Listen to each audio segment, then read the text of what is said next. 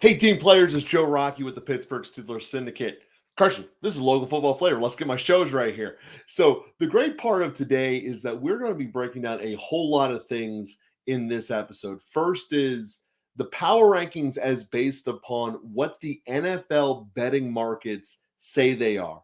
And we use the actual money that's on the table and what it tells us in terms of strength and confidence in these individual teams and where they are in actual comparison to each other, so you can get their true actual power rankings based upon where the league and the money into it says they're going to finish. And I believe that's the most important way to do power rankings.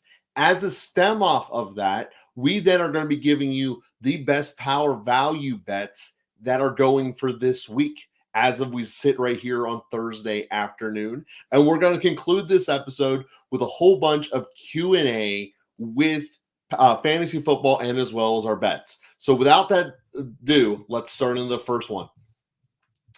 The Arizona Cardinals, they got that win, great win over the Cowboys. The markets still don't believe that they're really going to be anything when it's all said and done, and that's just a fact of life. The Chicago Bears are an absolute train wreck, and there's nothing really that's going to have even potential of saving this team. They're going to get the first pick again. Do they believe in Fields doing anything or not? In the meantime, there's nothing worth talking about Chicago for 2023. The team is useless, and they might as well just fire Eberflus now. The team, though, you have a rookie quarterback, it's hard to put a lot of money, confidence, and wins behind, and that's just the fact with the Carolina Panthers. Obviously, it's a win that they came off of here, but when we look at it and say, hey, who knows what your rookie quarterback is going to be? He's undersized. Is it going to be able to develop and hold up? Andy Dalton looked good. Is that the future? Is that sustainable? Probably not. So when we look at Straub, lots of passing yards, losing effort, back to life. Jets, you either have the worst or second worst quarterback in the NFL right now. You are all sold up on the Rodgers train. The defense was having the potential of being elite, but the fundamental fact is they're on the field far too much. Every time we look at the ongoing spreads in future weeks, they're getting tighter and tighter. Jets are losing half a point here, full point there. And it's the market just showing less and less confidence in the Jets. And it makes a whole lot of sense as this defense wears out, which is essentially inevitable. How many 3-and-outs can you really sustain as your team's going without your entire defense just imploding? And it doesn't really matter what your starting point is. This game is a marathon. It's not a sprint. So when we look at the Jets here, they're in trouble.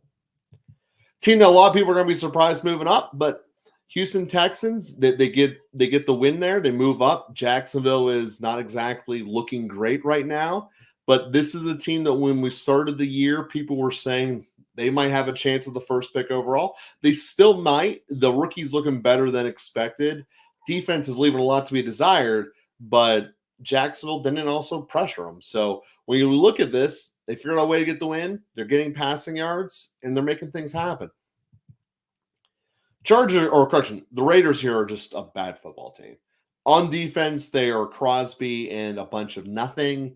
The Pittsburgh Steelers had one of the most inept offenses through the first weeks of the season, and it didn't look like that against the Raiders. So you can make an argument the Steelers defense or Steelers offense look bad because they played two of the best defenses in the Niners and in Cleveland, and therefore it's an unfair comparison on the Raiders because they're certainly never going to be in those two levels. But the Raiders look bad. With Jimmy G being out with a concussion and potentially longer, it throws immense amount of fear into the long-term projections of the Raiders, and that's just how we got here. The simple fact is that the Raiders are a scary team that's not looking awesome. We flip to the next, possibly the worst quarterback play in the NFL from the Washington Commanders. It's just not awesome. And when you say it like this, it's not good. I mean, it's just a fact of life. Minnesota Vikings, one of the biggest followers of the weekend. The markets are really just cutting bait and running away from the Minnesota Vikings. We look at this across the board, games where they were a favorite, they are now the dog, and it's starting to become a spread across it. Teams that are really having faith lost in, and the Minnesota Vikings are one of the top tiers. When we began this just 4 weeks ago, the Minnesota Vikings were one of these teams that was right here in the middle of the thicket, and now they are just falling off the face of the earth. And welcome the esteemed co-host, Mr. Bob. So, Bob, flying through the power rankings here, so we'll have plenty of time for the fantasy football section at the end. Tampa slid down another spot. They lost the game everyone kind of thought they were going to. Markets weren't really treating them heavily one way or the other. When we go into the Titans, kind of the same deal. Obviously, they slip a little bit. The thing that's overwhelmingly showing a fear for the Titans is Henry's not going. Part of what had the Titans set up early in this was the thought that Henry was going to be able to control the ball and that defense would be able to show up. It's not really being the case right now, and that is something that is a problem. So let me say something about the Titans too, Joe, that it's not only Henry, but it's the entire offensive line. The offensive line is bad. It's as bad as we thought it was. The run defense is good, but similar to a couple of teams last year, it feels like the run defense is only good because the pass defense is not that good. And unit to unit, the run defense is incredible. It's one of the top notch in the league. But the trenches on the other side are a problem. That secondary is a problem. They still got chance, but it's going to be a tough sled. Well, let's put it this way. Deshaun Watson hadn't looked like a real quarterback in a Browns jersey. He looked competent against that Titans pass defense. That pass defense could be a problem from down the road. And when you're a team that's trying to be ball control, you got to be able to stop the big plays. And I'm not sure they're really going to be capable of doing that. Although it's a very, very soft division. Yeah. And it feels like the Chargers are just destined, the Rams are just destined to bounce around the low 20s. Every week we put them up, they're somewhere in the low 20s. It's how the markets feel about them. They certainly don't hate the Rams. They're not in love with the Rams. And it's just a fact of life. This team I called before the regular season began to have the most upsets in the NFL this year. Granted, you're only going to have like 3 or 4 of them, but I think that they're going to do it. They're an upset. They're a dog in a lot of games, and they're pulling upsets. It's a good thing for them. But my team to be predicted to be the biggest faller next week, the Giants. At the end of the day, unless Saquon comes back, I don't see a reason why you would put money on this team in any degree of confidence. And it's starting to show. Their defense is not sexy. And if you're relying on Daniel Jones to play like Patrick Mahomes, it ain't going to work. And that's basically how they beat Arizona. And the only way they've moved the ball this entire season. They've moved the ball in one of their 6 halves so far. And that was when they let him Mahomes it up. To that point, the reason that the Giants were good last year was because Saquon Barkley was healthy all year. There are players in the league that you must game plan for. You have to game plan for everybody, but the coaches in the locker room are like, Olamide Zacchaeus, I don't really have to game plan for him. I don't really have to change anything for him, but I do for Devonta Smith and I do for A.J. Brown. Same thing for the Giants is when Matt Breida or Gary Brightwell is in the game, that does not put fear into the hearts of any person who's on that football field. And nor should it. So Daniel Jones then is sitting there as if a lame duck. And you're saying, well, Daniel Jones had 2.55 fantasy points last week. That's awful. That's terrible. I mean, in totality, he has played like garbage except for that second game of the season. And that Saquon was a big part of that. Saquon is a dog, and he's one of the top dogs in the league. And you have to change what you're doing based off of his performance. And the Giants will continue to suffer if they don't have Saquon. And honestly, they're probably going to continue to suffer if they do have Saquon because that wide receiving core, that gives you nothing to go off of. So the ranking of 21 to me, based off the numbers, does make sense. But even I would put them a little bit lower. I have more confidence in the Rams and the Bucks moving forward than I do in the Giants moving forward. All right, that's fair enough. And we got our first question thrown at us this way. So starting Christian Watson or Amari in a PPR league. Well, I am very much against Amari Cooper. I mean, I just don't know how else to say this. The problem with Watson is this, though, is that short week, hasn't played at all this season, and it's a hammy. So when you look at that, it's been 3 weeks. He only started practicing on Monday. Right, So right. do we trust a hamstring that kept him from practicing the first 3 weeks? Not even limited participation, but not practicing at all. I Mhm. understand the upside of wanting to get Christian Watson involved and jumping on that. But I'm not sure he's a viable option on Thursday Night Football on 3 days of practice because he's not established yet in the offense because it's so fresh with the reset of Love there. Yeah, and Chandler, where I fall on that is I was fading the Browns offense after the Chubb injury. We were put in our place last week when Amari went off. But I would say Amari is a good play here. You can't fully trust Watson on that rest.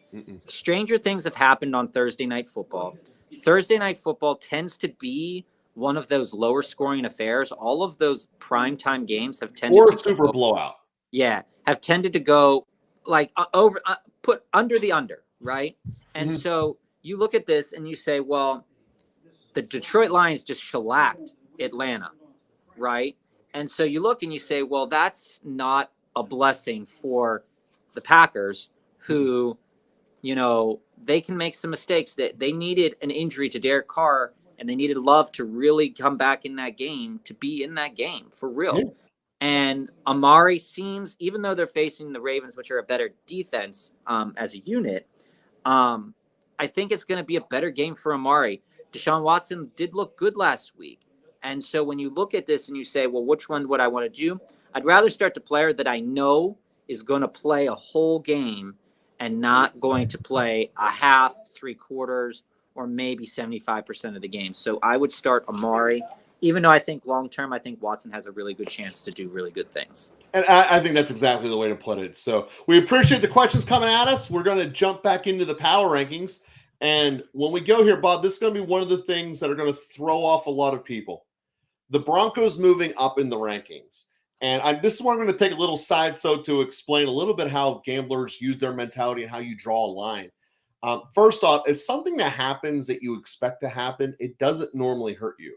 Most people did not expect the Denver Broncos to beat the Miami Dolphins.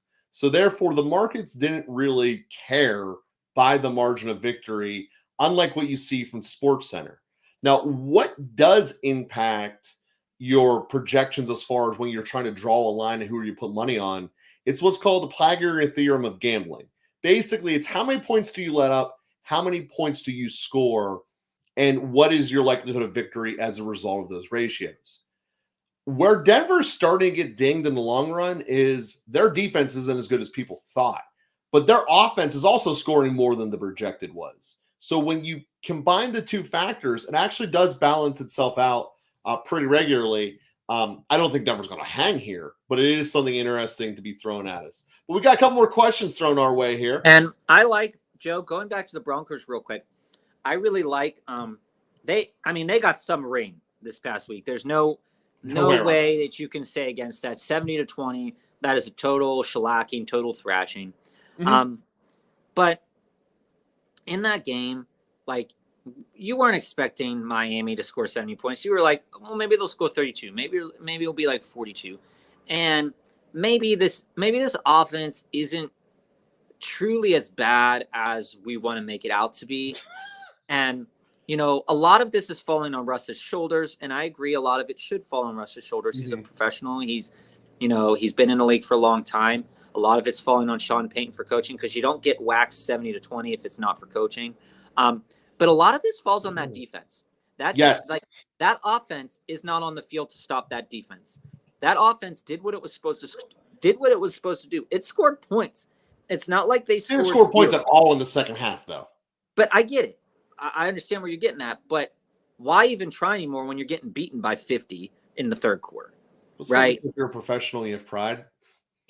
Yeah, but when you've lost Wasn't their whole thing pride in games, Denver?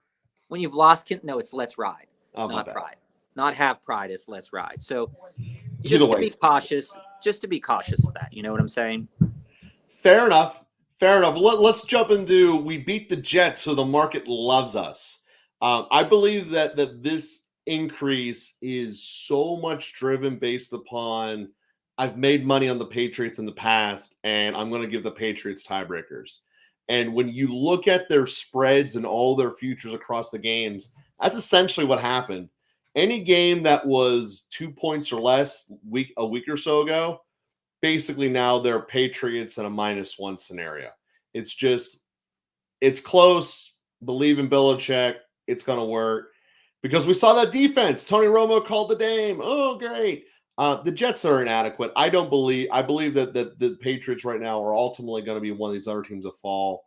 They're certainly in this middle glob, but they're not in the middle part of it, I guess is my way to say. Next one going through it. Big jumpers of the week.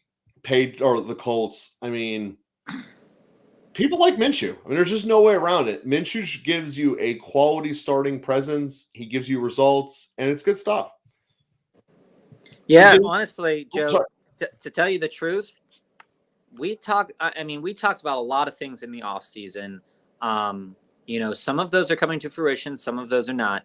But the Colts were one of those things that we said, if everything starts turning right, this could be a team that you maybe don't want to play. And AR looks really good when he's in the game as an athlete. Minshew looks really good in the game as a passer. They're 2-1. They're sitting there with 2 wins, one against the Texans and, whatever about that one, right? Mm-hmm. But they beat the Ravens. And that's really important to do. And they lost to the Jags. And nobody really expected them to beat the Jags week 1.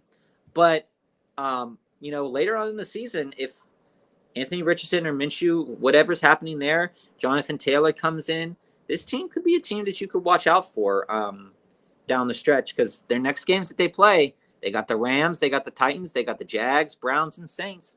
Those are all games that you could win. And I wouldn't be surprised if a couple of those turn into wins. So I'd have them a little bit higher in my just projections, Yeah, and this is a team that you've been on the bus with all year, and they're just basically, long story short, when you're 17th, that's about as middle as you can be.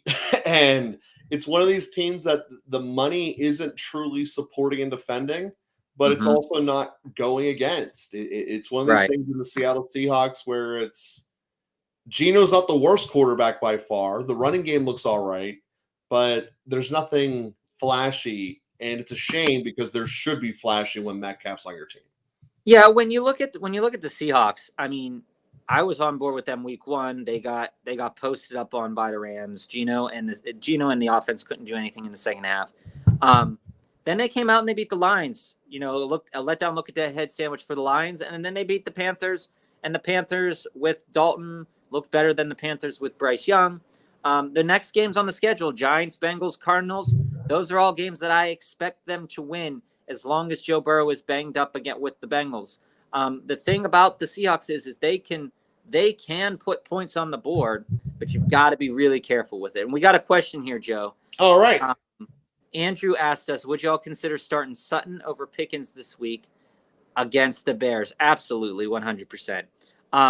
Joe is a huge fan of Pickens. However, we know that it's been a crazy season so far this year. There have been players that have showed up and showed out in games. But what I really like about Sutton's opportunity this week is that he is getting targeted by Russ. Mims is a player, but he, with Mims, he got 2 targets last week. He got scored on like a kickoff return. So that's not really a factor in my decision. So we got Judy and Sutton. The Bears defense proved last week that they still can't stop anybody. They're not going to stop anybody. And they're not going to all of a sudden stop anybody because they lost their defensive coordinator. And so who knows what they're doing coming back on the street from that. Well, Mike, Pickens, I'll get to your answer there, Bob. I want to put something else on that question. Hold on. I want to also add in here with Pickens, we see that he is a huge chunk play kind of guy. He is the touchdown that he scored, that 67-yarder a couple weeks ago, really bolstered the stats. And I'm really leaning towards Sutton this week because it's a really good matchup. He's a really good player in a really good matchup against a really, really bad team. And the Broncos are not going to want to go out like they did last week. And so there is something to say about a team's, like that. They were so down. And if they truly want to turn this around, they have to win this week, and they're going to ball out.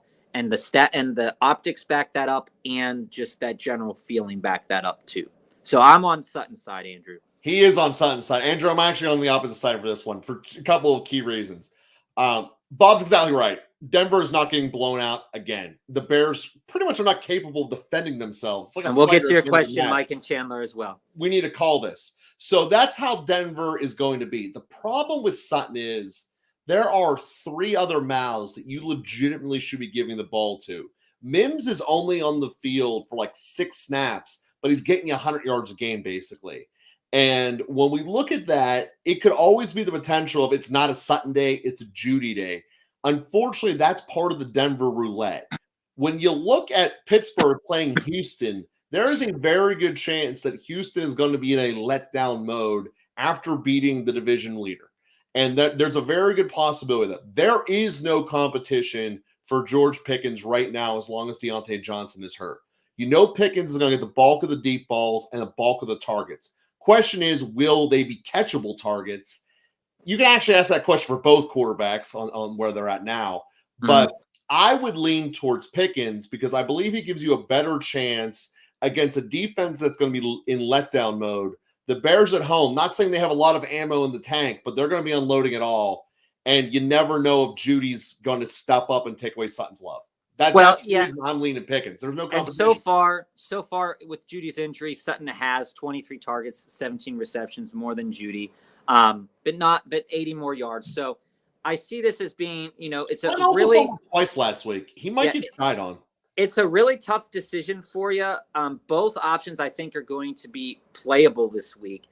And if you start either, I foresee that if you're in a PPR league, you're probably going to get at minimum 12 points from both of them.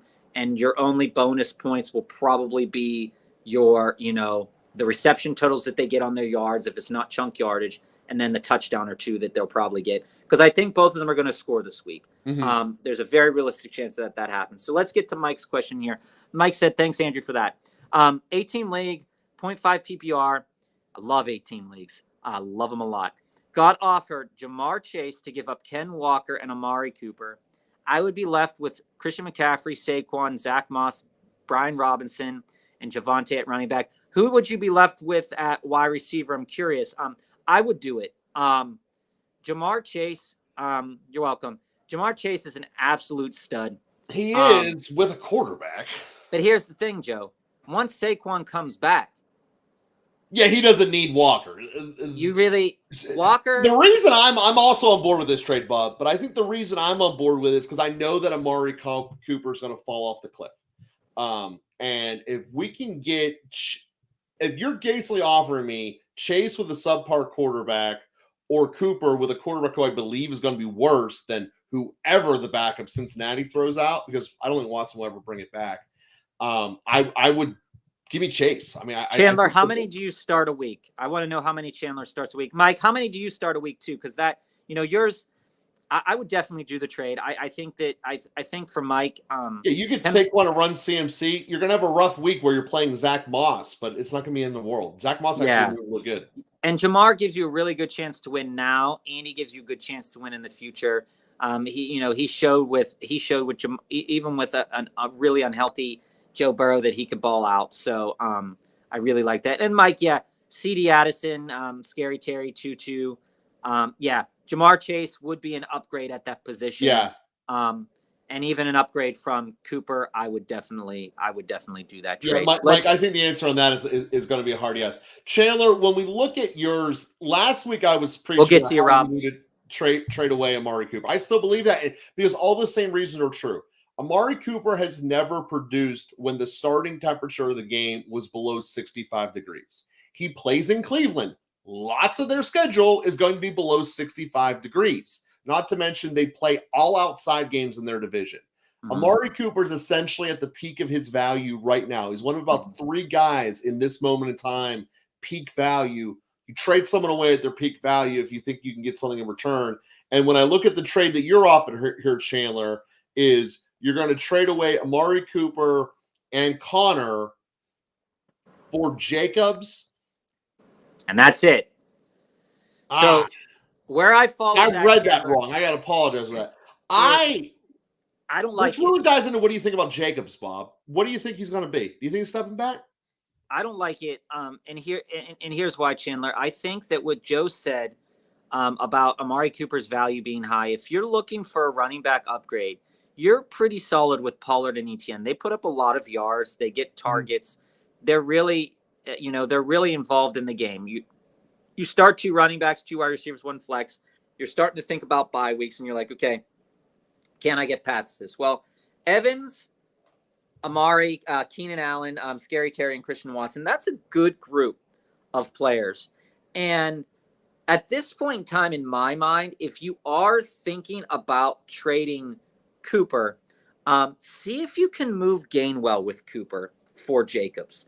I know the thing I like about Connor is that he's on a team that is surprisingly moving the ball, which is really weird for the Arizona Cardinals. And when you look at what the Arizona Cardinals do, they like to give it to him a lot. He's eventually going to get injured, but Jacobs looks different. That line looks bad. It does. And so I would try to get Steelers front where they looked horrendous last week. Of course, he looked bad in all 3 games. They've looked bad in all games.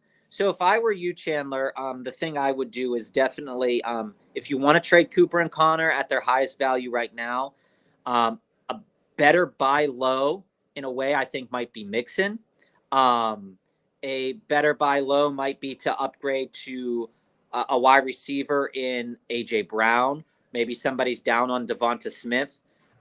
Maybe you want to go search out the Saquon Barkley owner and be like, hey, I'll offer you Connor and Cooper for Saquon.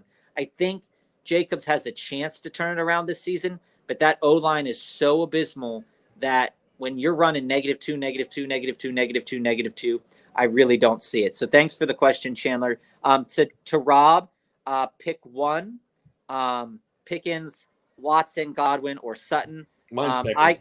I go Sutton. Joe goes Pickens. I don't think you can go wrong with either guy this week, to be honest. So thanks for the question, Rob.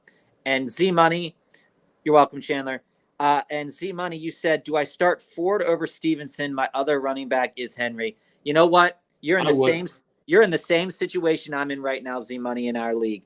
I've got Henry as my starter. My other running backs are Ford and Moss. Trying to figure out which one of those to start. I'm not crazy enough to sit Henry yet, but I've thought about it. I really have. But I would Ford's production last week was really buoyed by the touchdowns. So be aware of that as you go about your week. Stevenson is getting a lot of reps. Now, Zeke got a lot last week. Zeke's split was a little bit different last week. But Stevenson hitting pay dirt will be really important in a week. So the thing to watch out for in that situation is looking at the matchup, looking at that weather. Well, they're playing the Cowboys.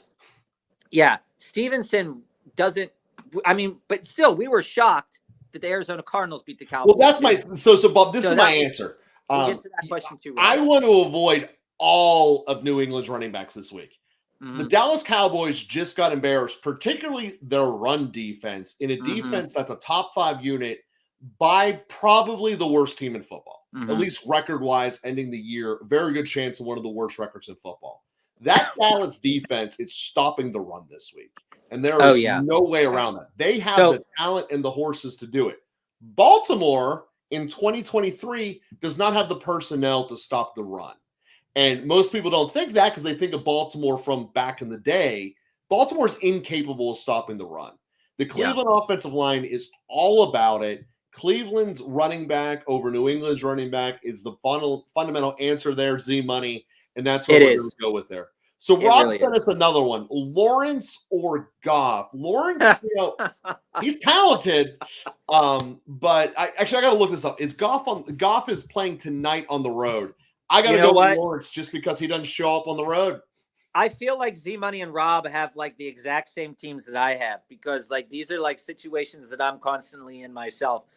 Yeah, Z Money, I'm starting Ford over Stevenson. Ideally, that's going to be, Ford's going to have better opportunities in that game, like Joe said. And like you said, the Cowboys are going to embarrass the Patriots this week because they got embarrassed. There's something to say about that the stats won't tell you. It's just feelings. And these teams have feelings for one another, and that plays a role. To Rob's question here, Trevor Lawrence or Goff? It will be one of our bets later on at the end of the show, though. Is that Cowboys game involved? Yeah. So when we look at the production of Trevor Lawrence so far this season, it's been pretty weak. It's been pretty average.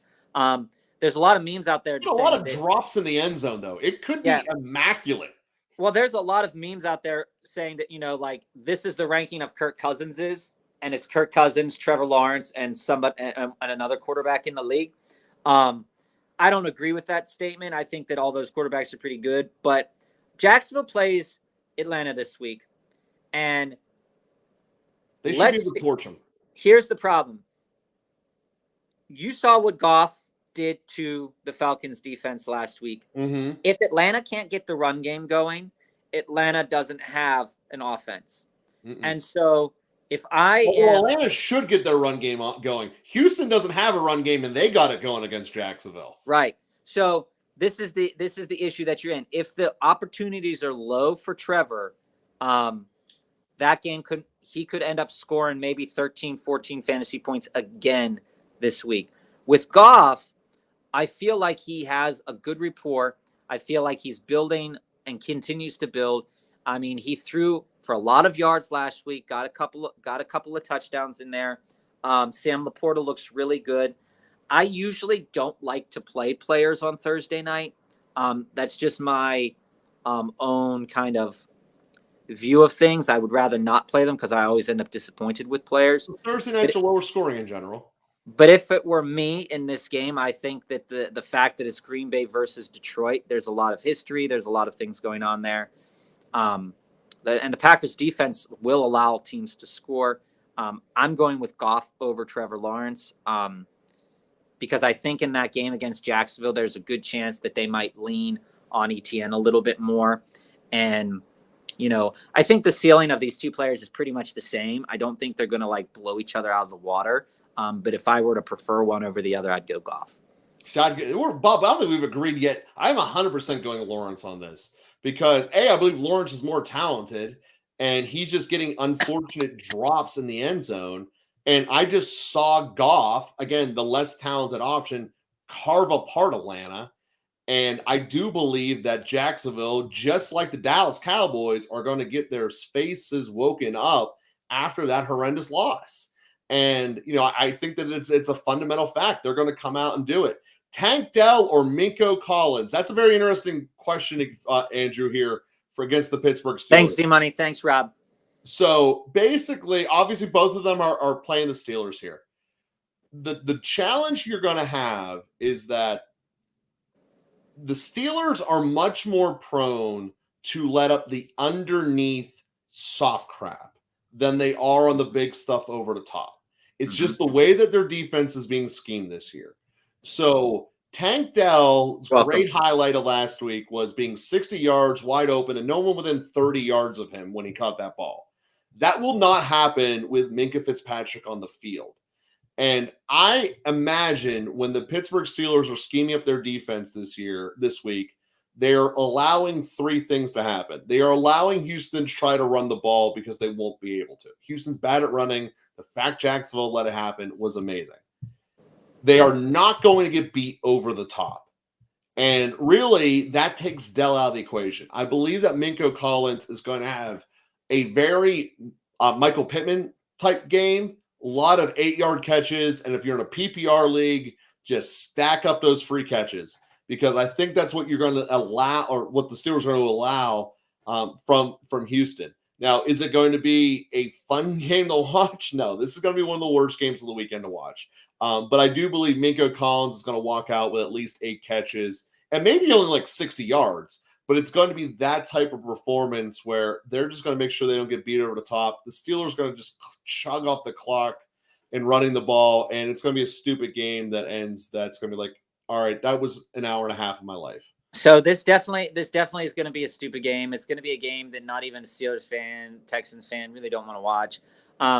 The thing I'm looking for in this game, Joe owns Nico in our league. I own Tank Dell in our league.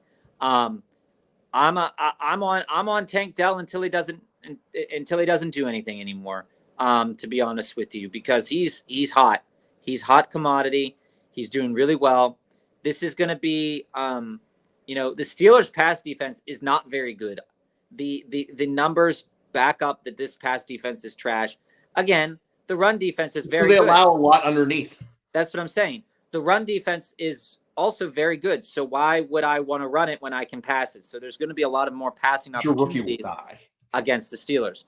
The issue is with CJ Stroud is, can you trust CJ Stroud under that immense amount of pressure? So who's going to be his underneath guy? Nico is not his underneath guy. Dell is. Dell is the underneath guy. Dell is the guy who could get crushed by Spillane, could get crushed by Holcomb. It could happen this week, but there is a very realistic possibility that both of these wide receivers Dell's their outside guy. He's little, but he's their outside guy. Nico's the guy that goes over the top. That's why you saw last week that Nico's numbers were down and Dell's were up. Well, they were a bomb. Yeah, he caught a bomb, but he's still used underneath. He's still fast. He's still shifty.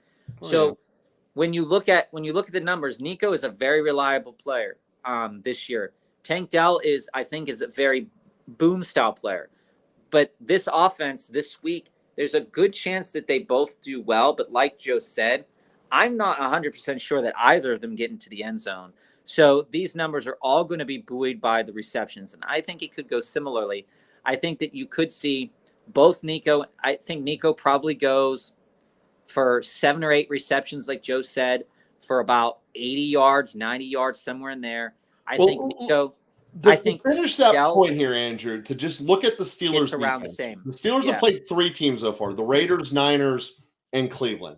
In each of those cases, the taller, less shifty receiver is the one that put up way more money, way more numbers. Devontae did it for sure. 100%. Devontae did it. Myers did it. Ayuk did it. Debo did not. And then you just look at it. And Cooper did it. And then what the hell's the guy? The law firm. Peoples-Jones did not. So the Steelers defense is basically showing you they don't let the quick, shifty guy do it. It's got to be the big guy. And they've already shown that history. But either way you dice it, I think that both of these players are potentially really good plays this week. If you own both of them, like Joe said, I'm starting Dell because I own Dell. He's starting Nico because he owns Nico. If you own both of them, Nico's probably the better bet to go over the top on the Steelers to get a touchdown. Whereas if CJ Stroud is realizing that he's in trouble and he can't get the ball to Nico, he's going to try to push the ball to Dell a little bit more. So it all depends on game script in that game. If that pressure gets to Houston, which I think it will, that is why I'm saying I think Dell is a better option. If, in fact, that Houston line can hold the Steelers' defense, there will be room over the top for Nico, and Nico will catch more. That is why I'm on Dell, but I think both are pretty decent play against a pretty average, at best, secondary. So thanks for the question. To answer your question here, thank you for that, by the way, Andrew. To answer your question, Chandler, what do I want for Keenan Allen and Tyreek Hill? No, what do you – yeah. So my starting point is Joe, I'm not feeling immense pressure to move either of them right now. Joe, he's not moving them. He just wants to know who would you want on your team the rest of the way this season? Tyreek. I mean, Tyreek, and it's not really even a question because I'm almost 100% certain that Allen is getting hurt. I still believe there's a good chance Tyreek does, but I'm 100% sure Keenan Allen does not play all 17 games this year. I'm fairly confident about Tyreek, but given just that fact, also, when they're both at their best, Tyreek's best is way bigger than Keenan Allen's best. So that's just a fact of life. So, I mean, that to me, Keenan Allen, a nice game. I don't think that he He had will a be wonderful game. the staple moving forward. Keenan Allen's entire career, he's not been a touchdown guy. Grant, he's getting them this year.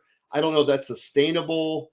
Tyreek Hill is sustainable. That coach down there in Miami is strictly about embarrassing people, and Tyreek Hill is his nuclear bomb, and he's going to keep on using him. Now, Period. Chandler, I am in 100% agreement with Joe. Tyreek till the end of the season.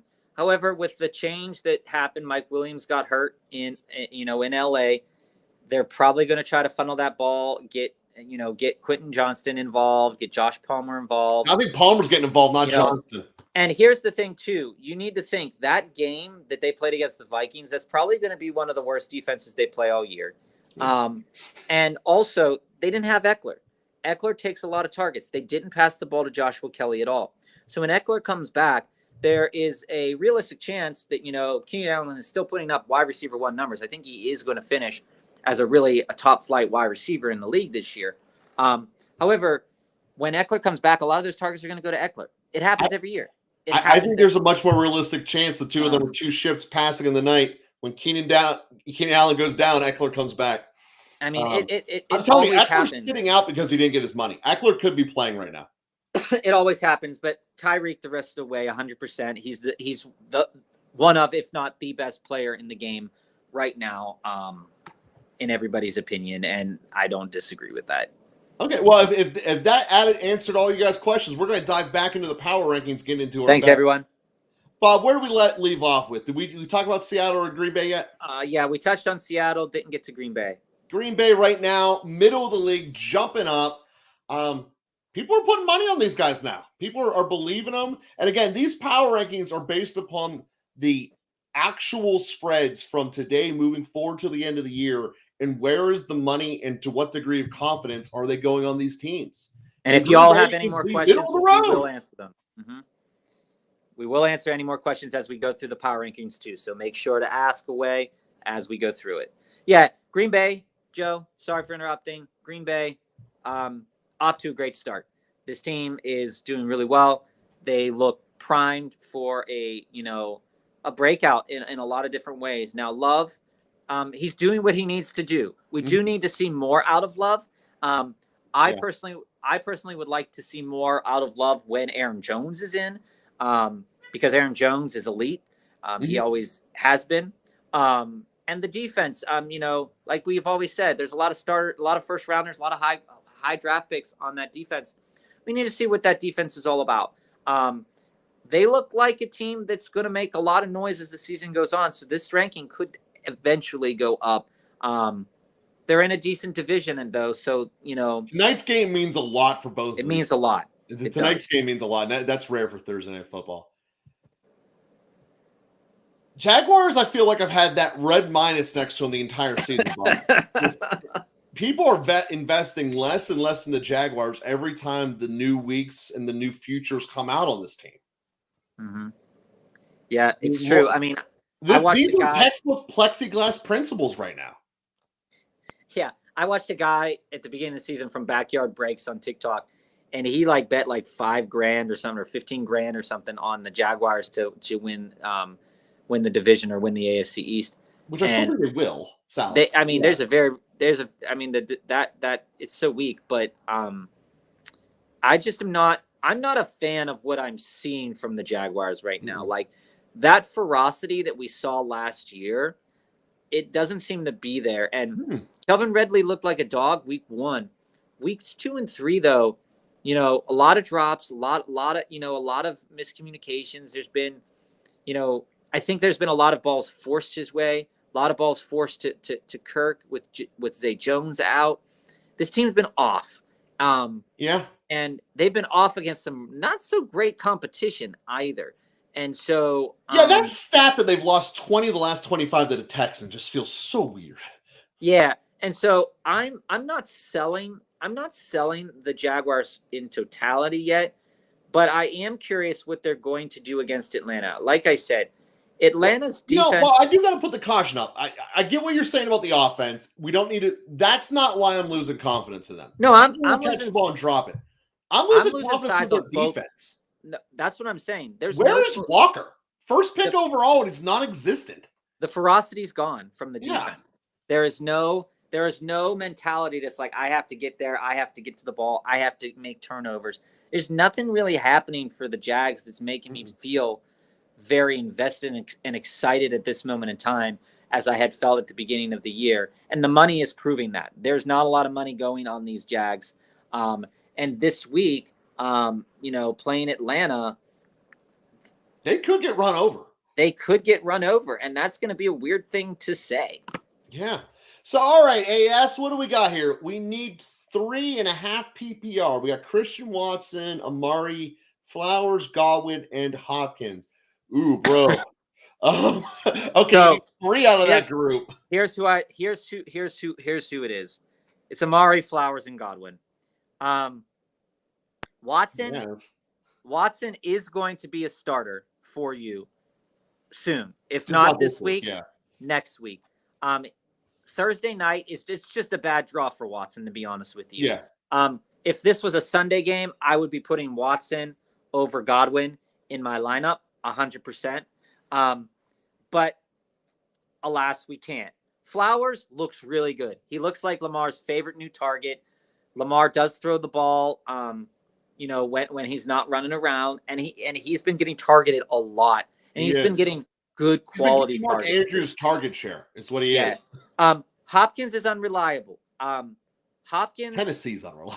Tennessee's unreliable. So I'm fading Hopkins hard. That doesn't mean that he's not going to have a good week, but I just don't trust that that's going to happen. Now, Godwin is a questionable thing because that game against Philly, and games against Philly are kind of weird this year, but Baker ended up that one drive, which submarined my week in my other fantasy league. I was playing against Mike Evans, and all I see is like, what was that? 40 yards? What are you doing, Mike Evans? A touchdown? And, I lost by 5.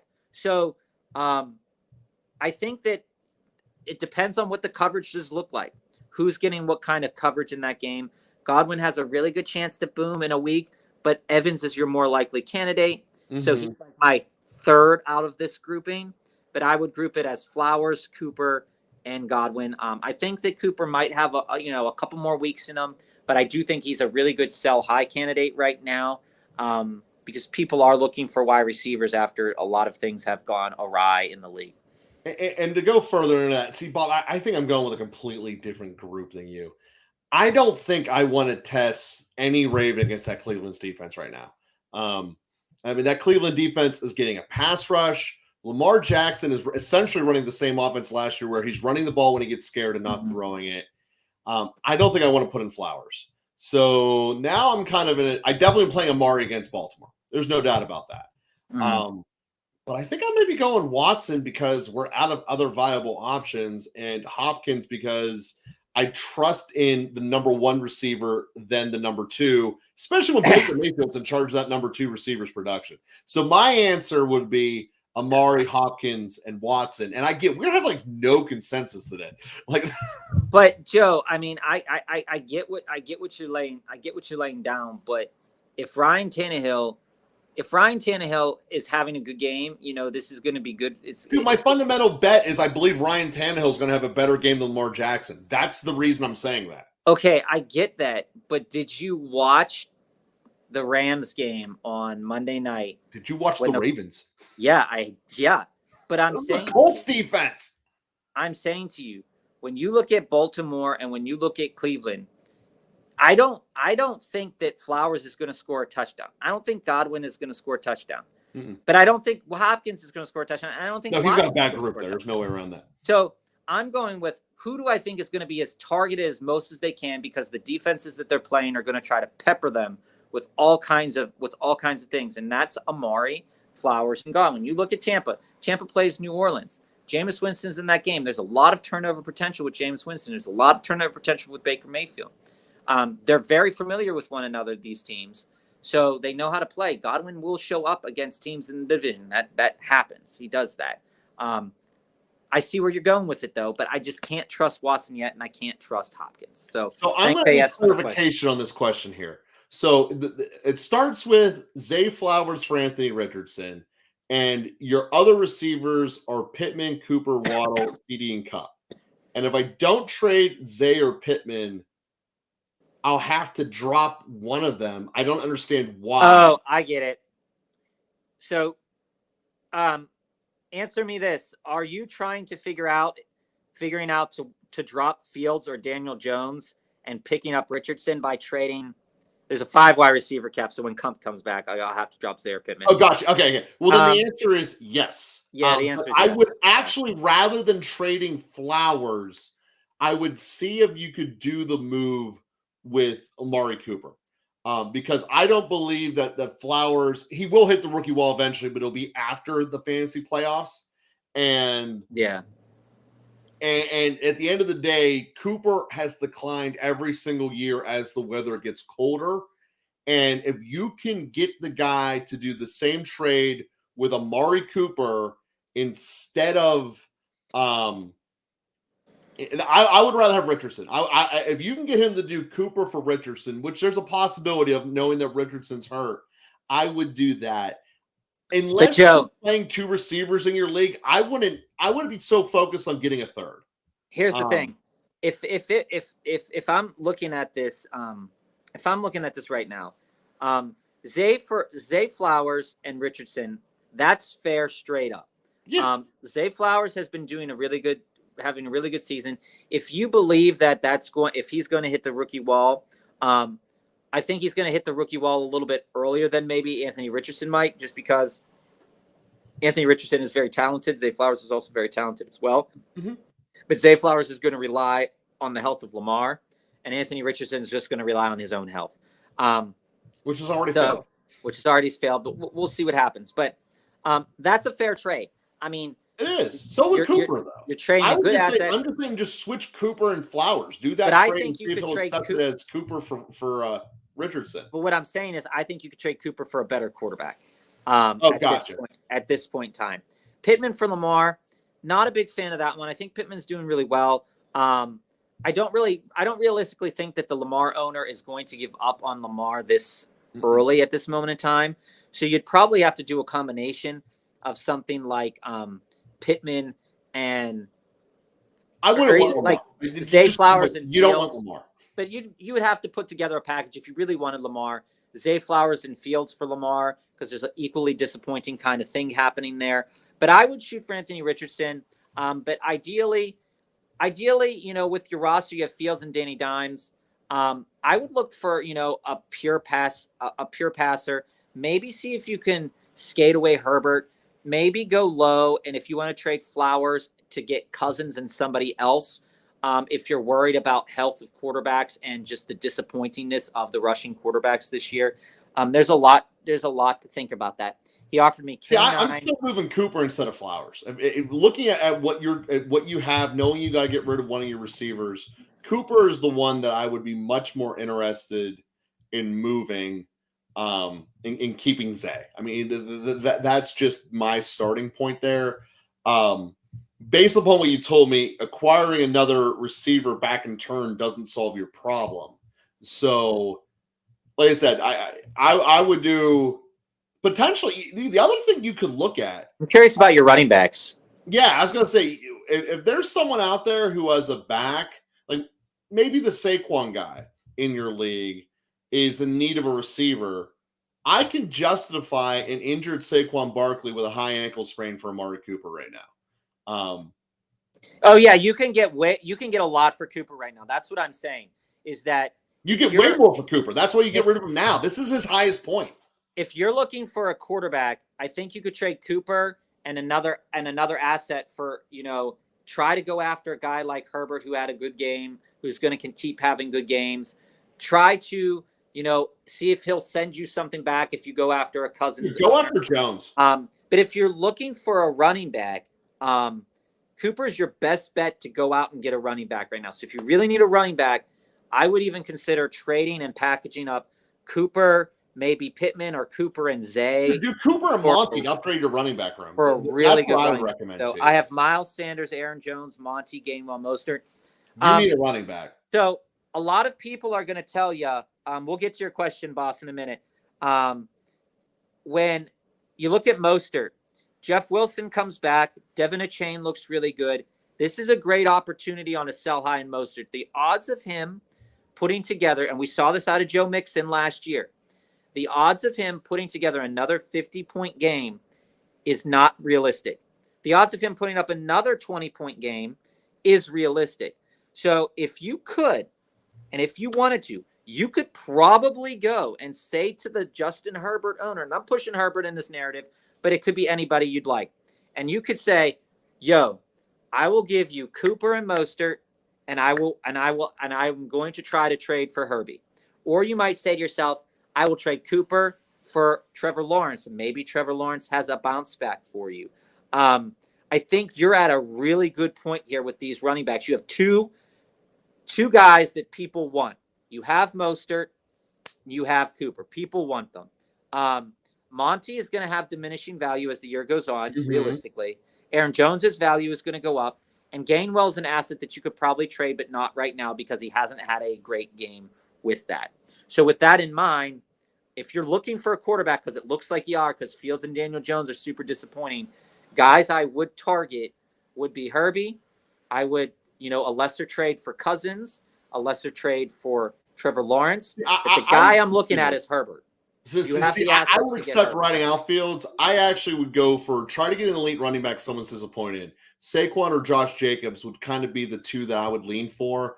And getting Cooper for it solves your problem of your wide receiver cap issue. It upgrades your running back room because I do believe no matter who you pick up, you're going to end up playing Fields anyway when it's all said and done. So to switch over to the Bass Slayers. Thanks for the question. Hope it helped. First off, dude, I would absolutely do that trade for two reasons. First, Madison is going to be a declining running back as we'll get to that for sure. We'll talk about it. Going to snap a lot of his ball carrying away. So to get him onto your bench is an upgrade. Having Ayuk on your bench and now having him step in your flex, I believe is going to be an upgrade for your roster. And you're going to walk out there with Ayuk, Bijan, and Jacobs as your core three guys. You're going to be in good shape. So at the end of the day, would I essentially do that trade? Yes. Oh yeah. Bass. Yes. 100% yes. If somebody's giving you the opportunity to make this trade, Kyron had a down week this week. You're trading him on a down week. Maybe you want to wait another week. Maybe you don't, but I wouldn't. If somebody offered you this trade today, Waddle and Kyron for Bijan, I would go out and get Bijan. Jacobs, like we said earlier in the show, we're really unsettled on the Oakland offensive line. He does have a good potential because he has the skill set to bounce back. Madison, I don't think he will.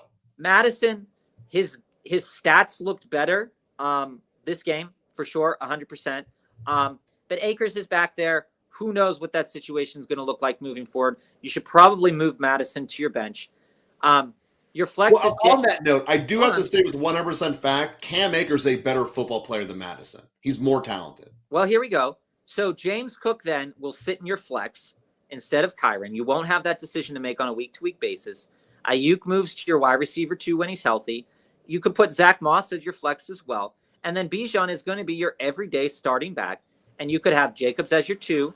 And depending on matchup and depending on how Jacob turns out this year, Jacobs Madison, figure out what you want to do, or Jacobs Cooks and throw in Ayuk and Zach Moss into your flex and your wide receiver, and you'll be good. I think you have a solid team. I think this is a very good trade. I'm surprised that it was proposed to you. I would definitely 100% do it.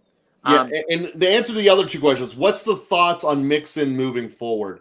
Joe Mixon has done less with good blocking in front of him than any other running back in the NFL. That's an advanced metric stat. So when we look at the Cincinnati Bengals, they need to get offense. I do believe that Cincinnati is going to be the front runner the moment that the pup list is ended for Taylor to get him in the Bengals uniform. I believe that's going to happen. The only real drawback to that is they just gave Mixon a contract. But I do believe Jonathan Taylor is going to end this year as a Cincinnati Bengal. You're talking bullshit, bro. Therefore, Mixon doesn't do anything when he has the ball, and he's not going to be the starter. Get rid of him. Stopping you right here. Mixon, I think Mixon going forward this year is going to be Mixon going forward in every other year. You're going to get a couple of games where he's going to get close to the goal line, get a lot of touches, probably produce a lot of touchdowns. Yardage-wise, I think Mixon – I mean, when you look at what Mixon has done so far this year, it's been pretty average.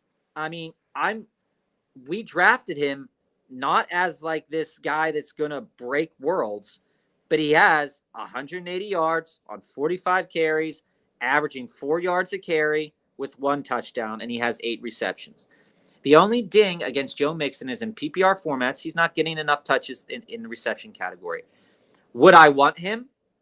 Yeah, I like the guy. I would want him over Miles Sanders at this moment in time, moving forward as the season goes on. But I don't believe he's going to be in November better than Miles Sanders. And I would want him over Monty. As it goes, though, thoughts on Mixon currently? I like him. I think his value is perfectly in the middle.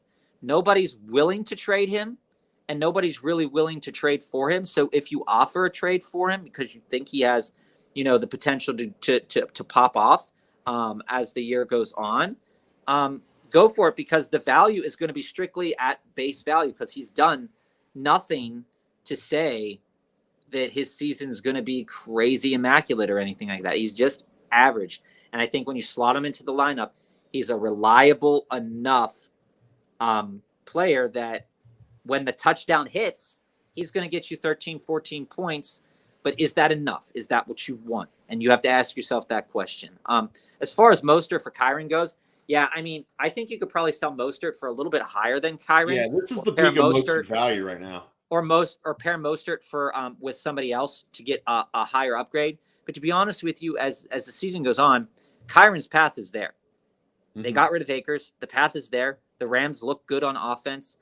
Comes back. There's going to be a lot of opportunities in the red zone. And what does that mean for a running back? It means a lot of opportunities to get into the end zone. If he can convert those opportunities, it's going to be really well. The other thing with Mostert is he's going to get hurt eventually. Mostert is probably a more talented football player than Williams, but at the end of the day, I like Williams' situation more. There's way less mouths to feed in LA. And he's going to get more volume. So I definitely wouldn't do that. I would do that trade, but I also think that in this moment in time, given the 200 yards, all those touchdowns, you might be able to get someone to give you more for Mostert. But that being said, especially if you're in any form of a keeper league, I think Williams is going to be a great value for you. Yeah, and keep trying. Scenario. Keep throwing Mostert out there, because I guarantee you one of your league mates is sitting there with Saquon. I would target the guy with Derrick Henry. You might be disappointed in CeeDee Lamb's performance so far, and you see Mostert going off. That's a total win for the Mostert owner. Yeah, I'm sitting there and I'm going, I'm looking at the Derrick Henry owner. He's probably – I don't want Derrick Henry, but the Derrick Henry owner is going to be looking, and they're going to be willing to sell assets to get another running back to pair with Derrick Henry, because he's been so blah. And so when you look at it and you say, well, let's look at what teams should I target? Well, I'm targeting my Saquon guys. I'm actually looking at my CMC owner, as well. You're this, you don't have CMC. I'm looking at CMC.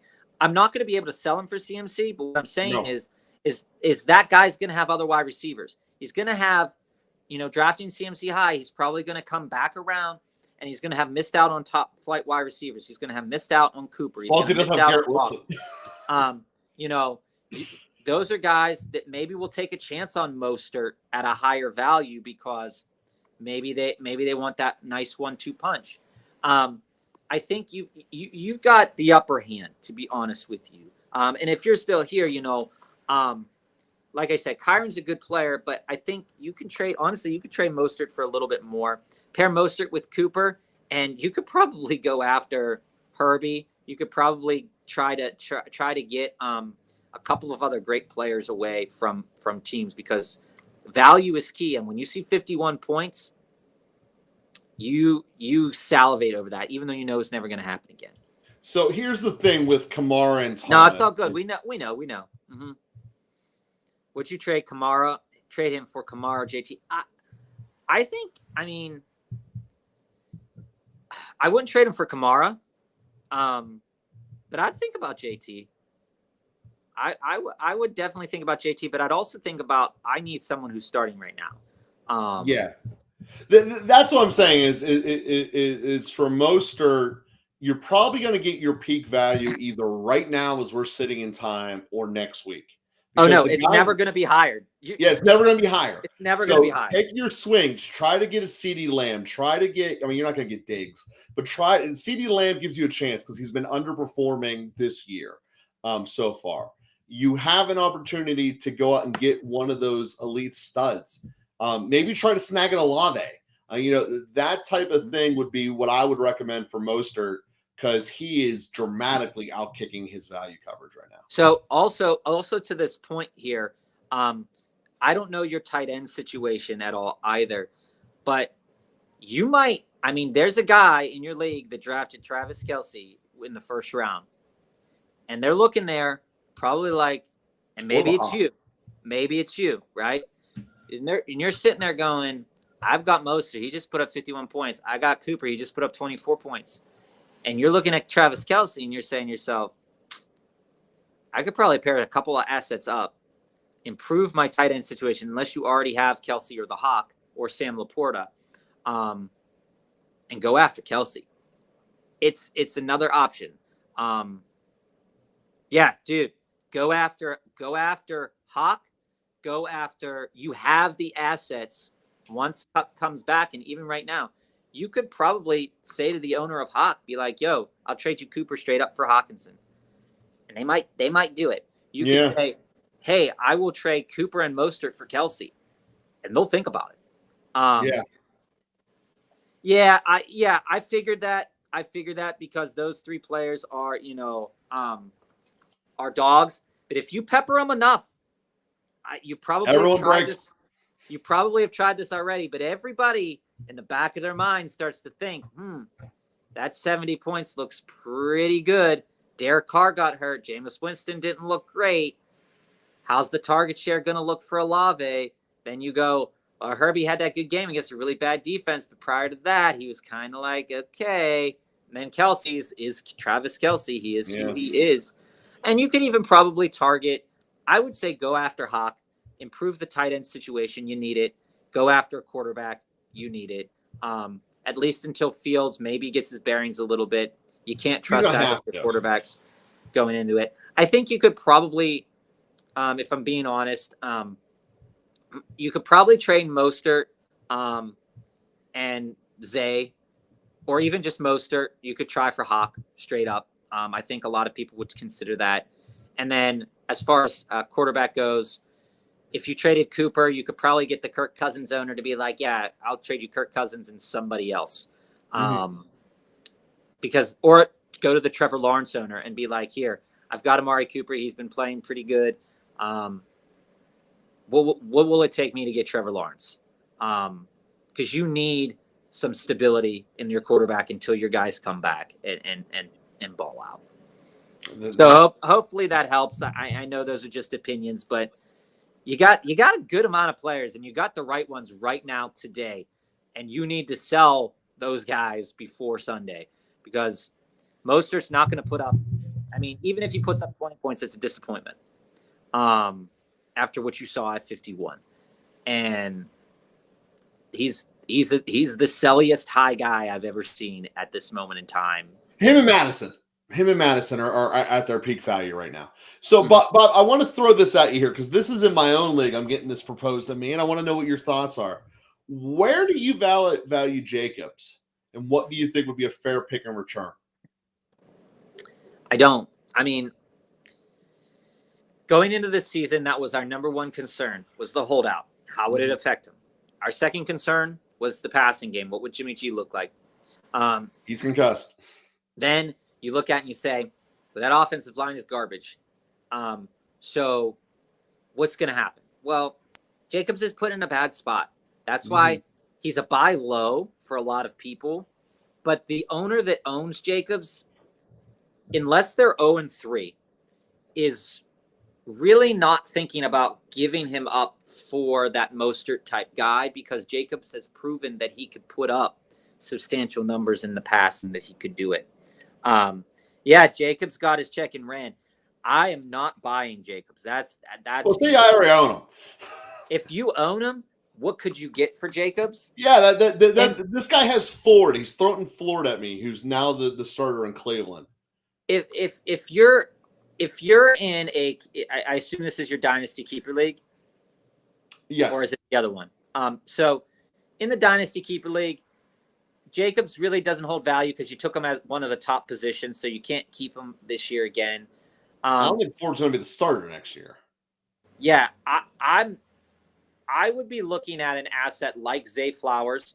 I'd be looking at assets like Dell, like Nico Collins, guys that look like they have a future on their team, and try to pair a couple of those pieces up. Personally, that's what I would do. If it's in terms of picks, I wouldn't trade Jacob straight up for picks at this moment in time yet, but maybe be like, maybe you can even go after Waddle. Waddle had, with that injury, you're looking at, maybe you can go after Stevenson, right? Mm-hmm. Stevenson has had a down week too. Maybe you trade Jacob straight up for Stevenson, figure it out. Maybe you want to go after, well, it's interesting you brought up Stevenson here because JK just asked about him. So, JK, are you asking for tonight or for the season? Because Jones ain't playing tonight. And even if Jones does, that's going to be a similar season thing. Long, I would take Jones on his recovery over Stevenson. Yeah, season long, Jones. This week, despite what we had said earlier about, what Dallas is going to do to the New England Patriots this week, I think that Stevenson is a good play because we don't really know how healthy Jones is, and we don't really know. I would not do that. You do not get rid of Aaron Jones for Stevenson. You'll lose. Yeah, him. No. Keep Jones. Keep Jones long-term. He's a long-term hold for me, 100%. He is the better player. He is the better player on a better team. Mm-hmm. And when you look at better player, better team, gets the ball, catches it. A.J. Dillon has the most important asset on his team, too. A.J. Dillon has looked like nothing. He has been unimportant to Love. Love has not used him at all. So Aaron Jones is the guy. I mean, wait it out. Unless you're like, even if you're 0-3, I would not do that trade. I would not do it. Yeah, I think that's the right answer there. And I think that's just the way that it is. All right, Bob. So I forgot what number we left off. We were talking about the Packers. Did we get to the Chargers yet? We were on the Jags, so the Chargers is next here. All so right. We're going to be talking about the power rankings coming through. As you have any more questions, just put them in the chat, and we'll make sure we answer them for 100%. So Chargers, I mean, every single game moving forward, they lost at least half a point. They just started with so much value and money on them in the first place. They are declining. They're just in a spot where they're not declining as hard as some teams around them. One of the teams that shot up this week was the Steelers. And in part, this is a lot of the schedule around them downgraded. The Patriots got less than that spread. The Jaguars declined. Seattle game, they declined. So we look at the games moving forward. Money is coming in on the Steelers now and in the futures. I don't know if it's necessarily pro Steelers. I think it might be declining the fact they play a weak schedule and a lot of teams around them are getting worse. Joe, we got 3 questions in the chat. Oh, rapid fire. All right. Three. One is a follow-up from JK, and we have one from Julio, one from Ryan. Julio, you're chasing the diamond in the rough there. If Dalton continues to play, Thielen is a really good option to have. They had a really good rapport in that game. Elijah Moore is pretty much average. He's as number 2 as number 2 can get. Mm-hmm. You're gonna get 4 to 6 receptions a game, 60 yards, probably easy most games. And that's not necessarily an entire blessing there. Hey, let me ask you this: did you draft Jamison Williams for this purpose? That's a good question. Well, because if you just drafted him to move, we'll get to that, Prune. And that's your best value you can get. You just take whatever your best value is. Yeah, but I'm at the point now where it's very clear that the number 2 wide receiver is Sam Laporta in Detroit because Reynolds didn't even get basically didn't even get targeted in that game. It felt like. So when Williams comes back, if he's a dog, like people say he is, he's going to do really well. But if you need a wide receiver right now, if you need it right now, trading Williams for Thielen, I would say do that one. As long as Dalton is, more, as long as Dalton is playing, but I'm holding Williams. I'm holding Williams as long as I can. But that's based off of my position in my league for sure. JK, to follow up here, you have Aaron Jones as your flex. You got Eckler and Travis Etienne as your running back 1-2. That's stacked. Who are your wide receivers? Send them this way. I'm definitely very curious. Yeah, the answer is still keep Aaron Jones. Definitely, Aaron Jones is an amazing flex. And if you're shoving Stevenson into the flex, Aaron Jones still beats Stevenson for me in that flex. He did in the preseason rankings that we had, and he will continue to do that in my mind despite the injury. Ryan, I love your question. It basically is boiled down to, do I have faith that Saquon Barkley is going to play? And if not, pick from this laundry list of flex options. My starting point is coming back after an ankle. I know that Saquon is the entire Giants, and I know the Giants need this more than anything. Oh, man. But I can't bank on it. I mean, now granted, it also gives you the Monday Night Miracle. There's a possibility, okay, we can really get this here, but it gives you the extra day. There's a lot of enticement there, but there's a good chance that Seattle just sits on him. And it doesn't matter, even if he was at full strength, it would have been there. So I would definitely shy away from banking on Saquon. I would not go on Cam Akers until I see him produce on the field, which now leaves us with Christian Watson tonight, Najee, or Hollywood. Christian Watson, I'm taking off that list because he's had that hamstring injury the whole season and hasn't even practiced until this week. So I don't think he's going to be able to get integrated into the offense enough to be worth it. So now we come down to Najee Harris. We'll get to that, Prune, for sure, 100%. Or Hollywood Brown. I'm on Hollywood against the hard defense. I mean, Najee, I'm gonna break it down to you like this. The splits in these Steelers games has been driving me up a wall. Warren looks electric when he touches the ball out of the backfield when he catches it. And it's important to note that when he catches it, Najee looks pedestrian at best when he runs it. He has done 2 runs of over 20-plus yards last 2 games. Good for him. Good for him. He should be doing better than that. He should be doing that all the time.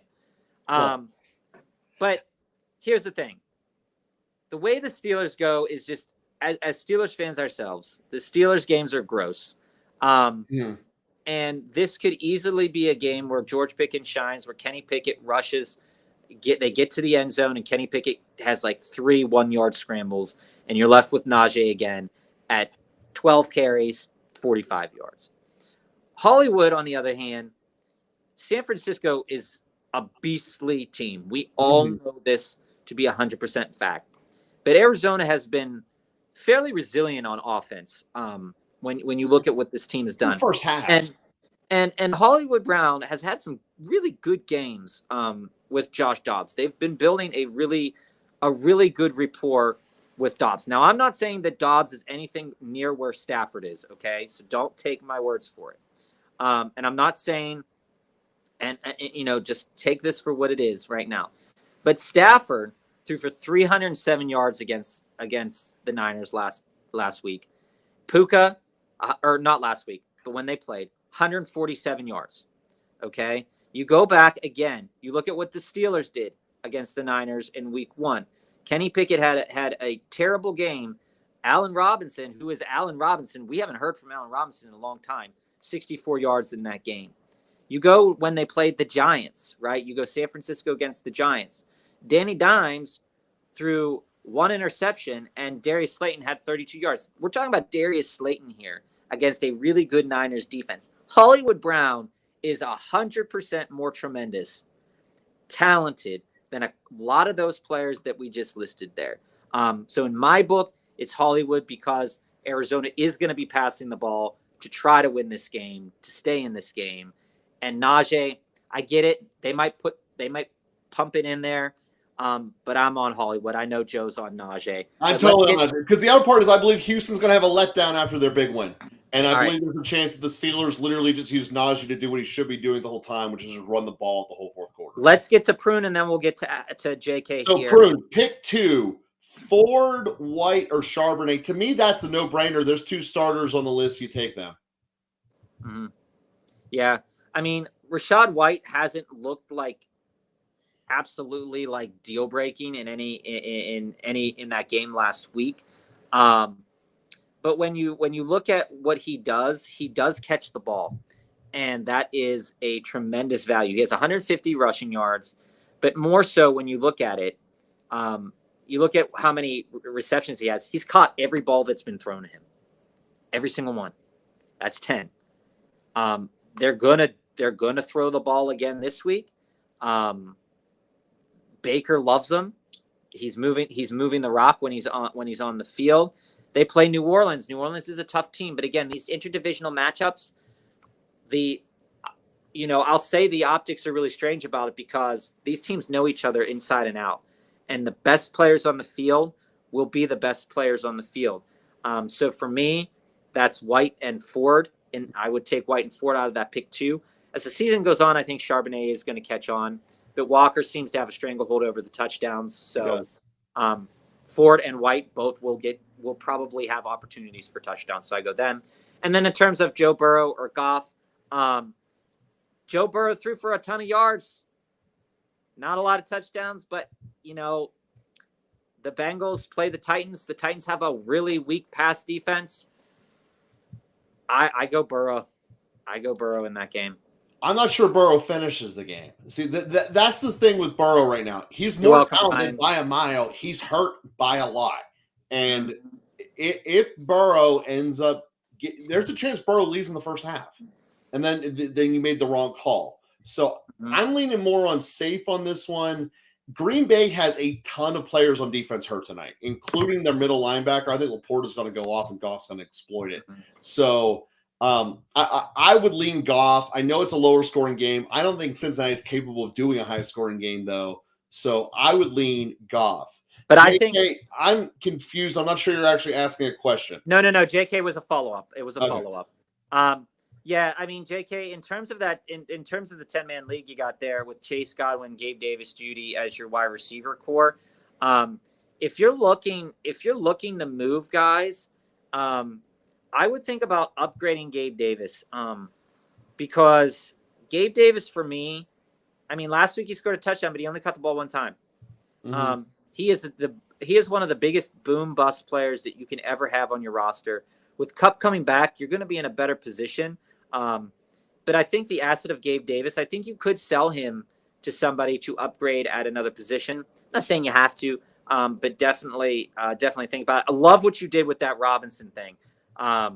You got an injured Eckler, and you got yourself an elite running back. I mean, kudos to you. That was a great move. You did exactly what you needed to do.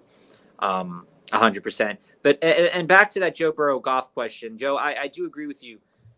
Goff, that in these low scoring games, I feel like it could easily be, Goff gets 2 touchdowns, 250 yards passing, 270 yards passing. And I think that Burrow, if he does play and he does play a whole game, he could do the same thing. I don't think either is an elite option this week.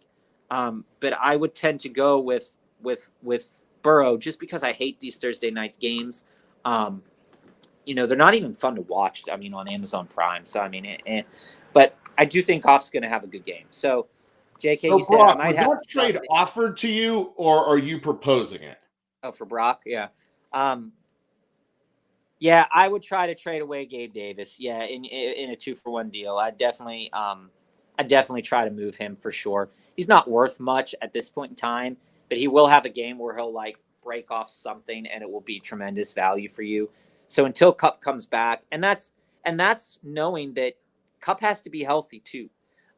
This is all conjecture, but Kupp's injury, with Puka looking really good, they might slow Kupp into it. Yeah. And so you might not be getting Kupp until week 7, week 8, even if he's ready to go, because Puka and Tutu have been doing a great job with this Rams. I mean, Stafford has looked really, really good.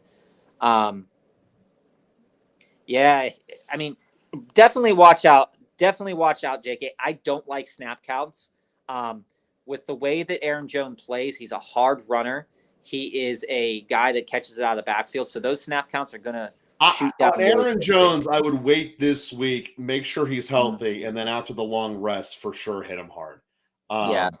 Because again, with the snap count thing, you don't want to mess with that. And again, it's hard to come back on a short week.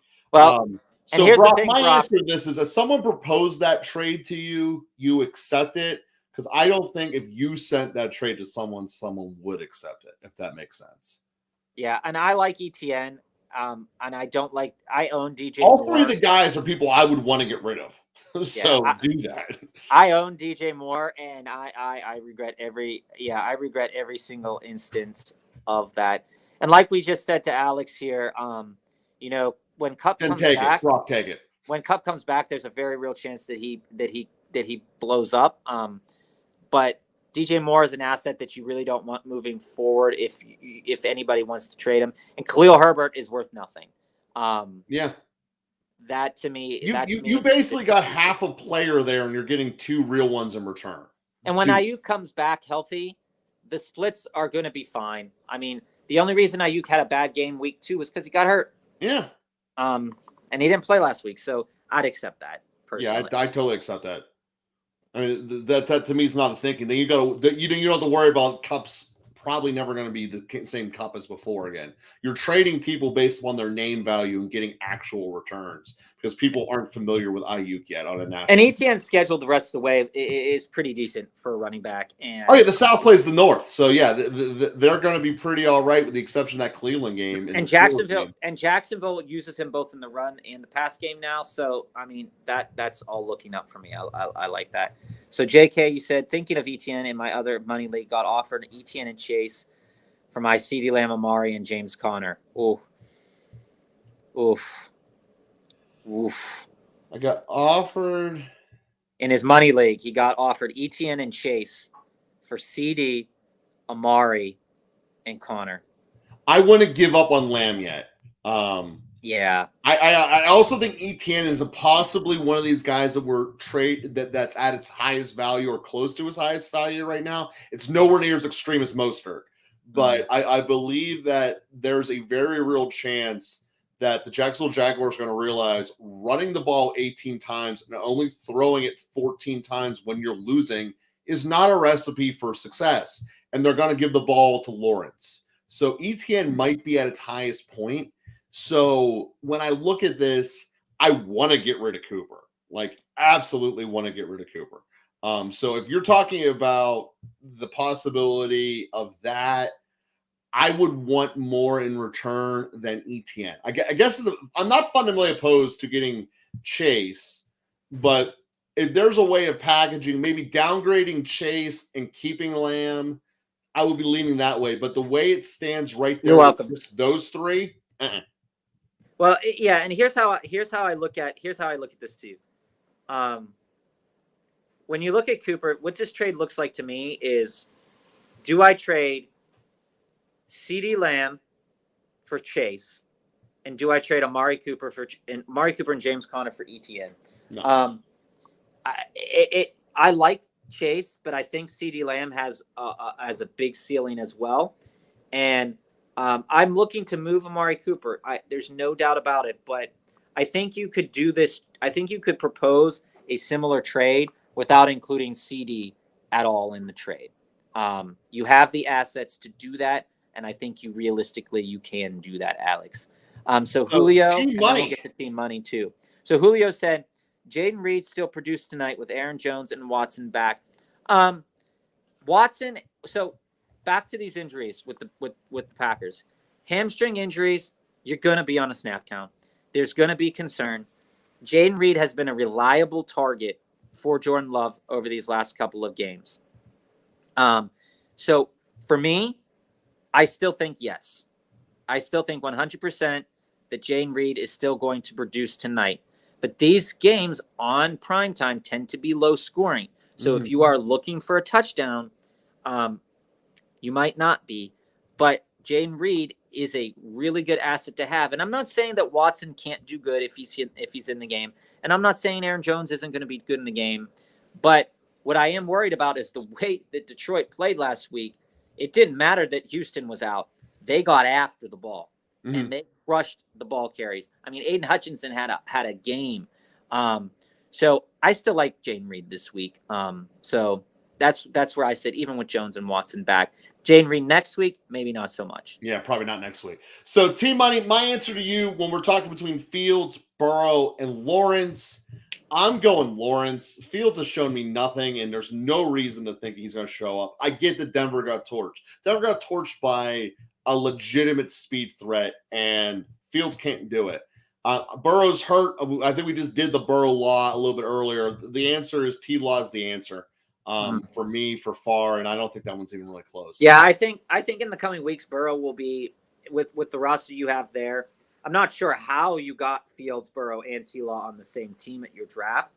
Maybe you did a couple of buy low trades recently, but in that order, if I were to rank those three starting quarterbacks right now for this upcoming week, I go T-Law, Burrow, Fields. But my expectations are not super high for any of the three. So from our frack there, pick one: Aaron Jones, Tank Dell, Minko, or Tyler Lockett. So RFAC, I got to tell you this before we even get to that. Before we even get to your question, and I'll get to that comment, JK, because I do own Derrick Henry. I do want to talk about that. You're talking to a guy in Joe who absolutely cannot stand Tyler Lockett. That's true. He despises the way that Tyler Lockett plays in the middle. He got a case of the dropsies. It's a case of fear. And I own Tyler Lockett, and I own Tank Dell. And so if it's this week and I'm looking at tonight and Sunday, I am starting Tank Dell because I think in that half PPR, I think that the way we talked about it earlier, I think that the way CJ Stroud is going to have to play, he's going to have to release the ball a lot earlier, and that ball is usually going to be going to Tank Dell. Now, if you are worried and concerned about what the best player out of all those players is, Aaron Jones is obviously the best player. So but he's not going to be healthy. If you are willing to take that possible L there, Aaron Jones could be an option. But I go in this order, owning both Tank Dell and Tyler Lockett in one league. This is the order I go with this in. I go Tank, I go Nico, I go Tyler, and then I go Aaron Jones. But like we said earlier in the episode, if you were here, Tank and Nico for me, I think they're going to have very similar production in a way, but I think that PPR points do matter. So that 0.5 might give the extra edge to Nico because he might get less receptions but way more yards. See, Bob, I think I'm going to surprise you. My answer is Lockett without a doubt. That Giants defense is horrendous. I hate the way Tyler Lockett plays. I would never want him on my team. But there's no one in that Giants secondary that's going to make him afraid to fall down. No one can hit him. So he's going to – I think this is going to be the game where Tyler Lockett puts up those Giants stats and we all go, "Ooh, Tyler Lockett's good."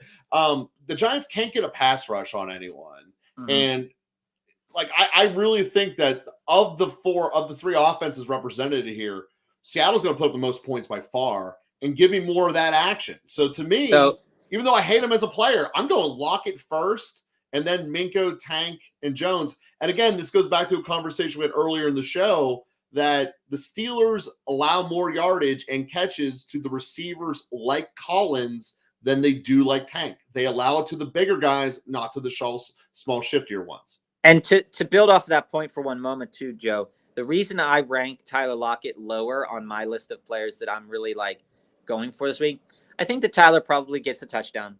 But I'm concerned about game script. Kenneth Walker's really hot. Zach Charbonnet looks really good. The Giants are a bad team. Mm-hmm. And that game might be over early. It might be, but it also could be a game where they make Geno Smith feel happy about himself. They kind of need to do that too. T-Money, we're going to get to your redraft question here, and then we'll get to Alex's question about Derrick Henry. So 8 PPR, 2 flex. You have Fields, Jacobs, Kyron, Amon-Ra St. Brown, Olave, Ridley, Puka, Hop. Your bench is Stevenson, Burrow, London, Laporta, Jerry, Judy, and Cup. Should I trade T.J. Hawkinson for a better running back? Laporta gives you the option. Yes. So if you would pair up Stevenson and the Hawk, that could give you something for real.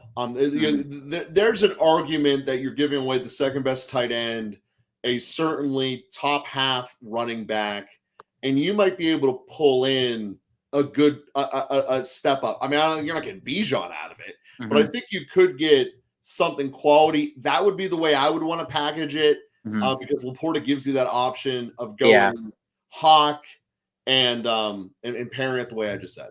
Yeah, and then if that allows you to be honest, you trade Hawk, and maybe you want to float a field. Maybe you're a guy that's willing to float fields as well, because you have Burrow. If you're able to get T-Law off the waiver wire, we have an 18-2 quarterback league, so T-Law is not on the waiver wire in our league.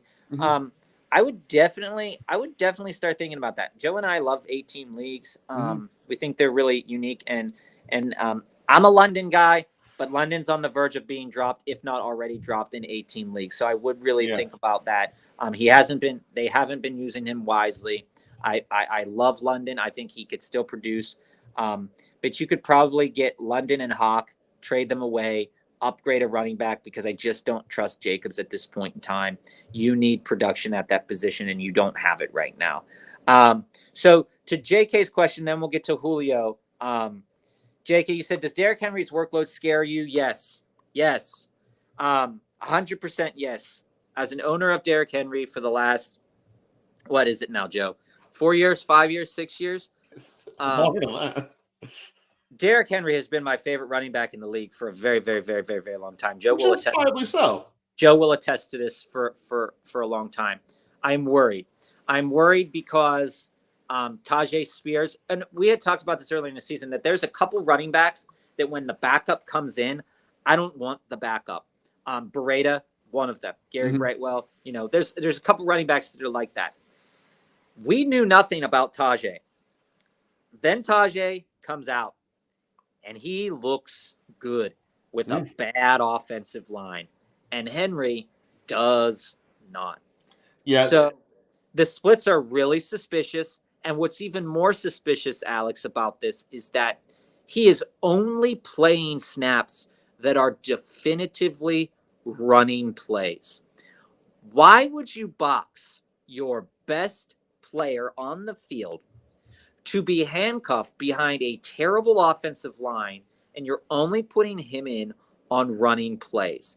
That is a recipe for disaster for fantasy football. And until Vrabel decides to do something differently, I am very concerned about Derrick Henry. And I've said to the Derrick Henry owners, I am even thinking about not starting Derrick Henry this week. I have to, because he's my boy, but it's going to submarine me. And this might be the beginning of the cliff that Henry's about to go down. But it's not a talent cliff for him. It's a overall team cliff. It is a talent cliff, dude. He's done. He's out.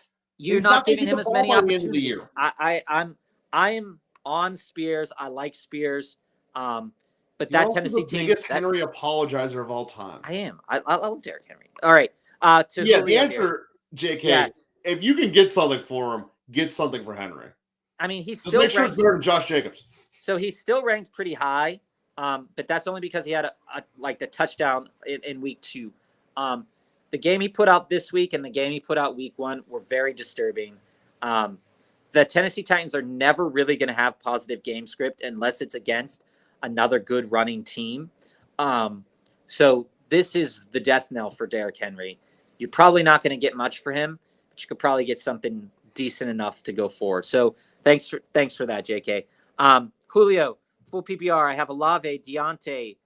Deontay's hurt. Zay Jones hurt. I have Reed, Marvin Mims, Josh Downs as out.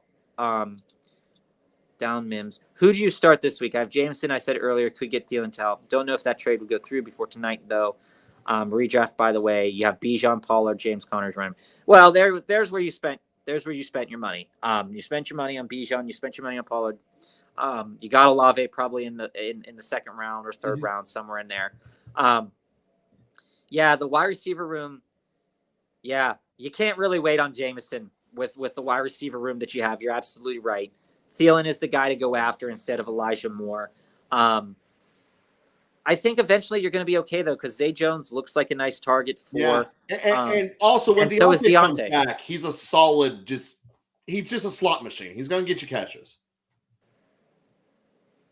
Oh God, yeah, Julio. Yeah, Julio. Trade Jameson for Thielen. That will help you this week. And to be honest with you, you could probably trade back if in a couple of weeks you want Jameson back again because he's not playing right now. He does get more expensive the closer he is to return, and that's just he'll get more expensive. But if Thielen rips off in 2 other good games, it will be okay. And I got to give full disclosure. I was really big on Williams, the draft and stash in the offseason, but Laporta stepping up, especially as a young player, has really mitigated what I believe his value to be. So if you can get something for him, you have no idea what the recovery value is. The guy got hurt anyways. What he really is he's a handcuffer if St. Brown goes down, which is always possible. But I'm not super in love with having him sit around if St. Brown and Laporta are both healthy.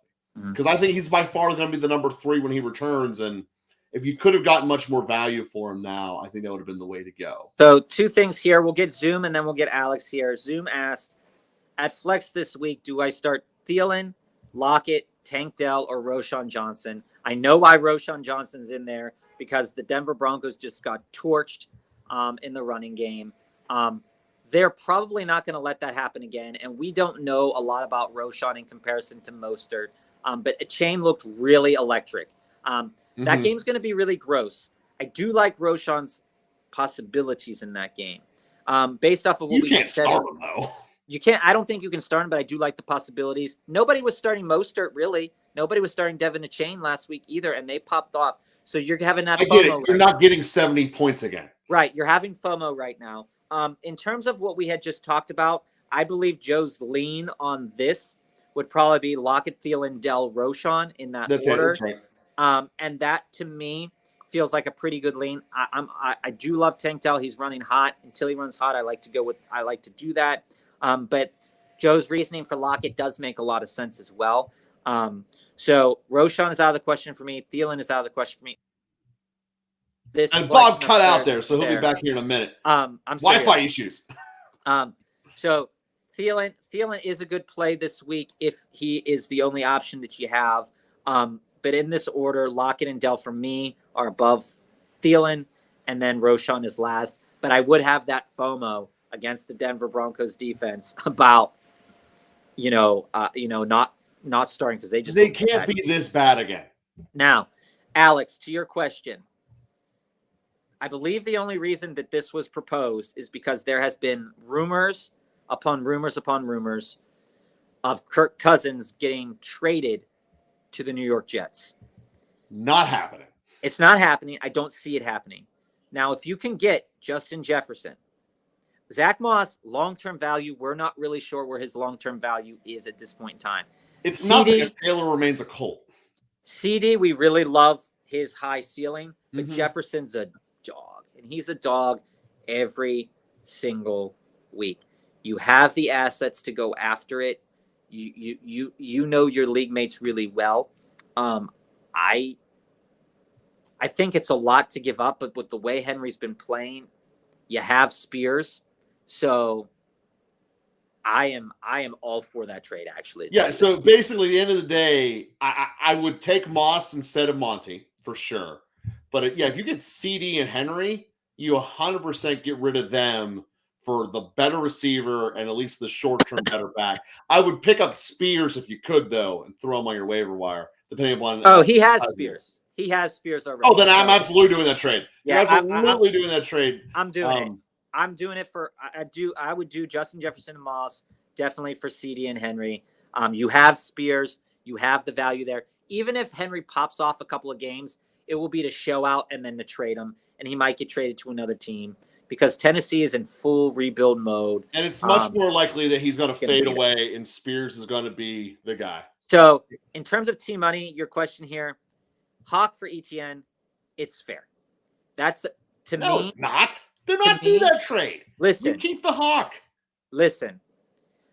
He has Sam Laporta already. I Okay, would get more than ATN. he has Sam Laporta. I would ETN is want going down. The Hawk isn't. listen.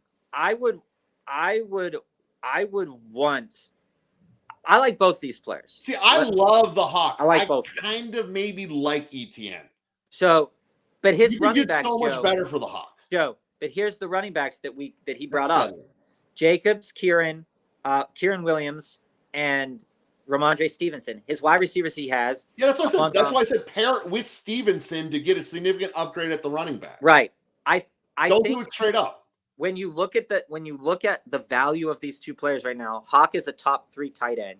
Mm-hmm. ETN is verging on a top 6 running back.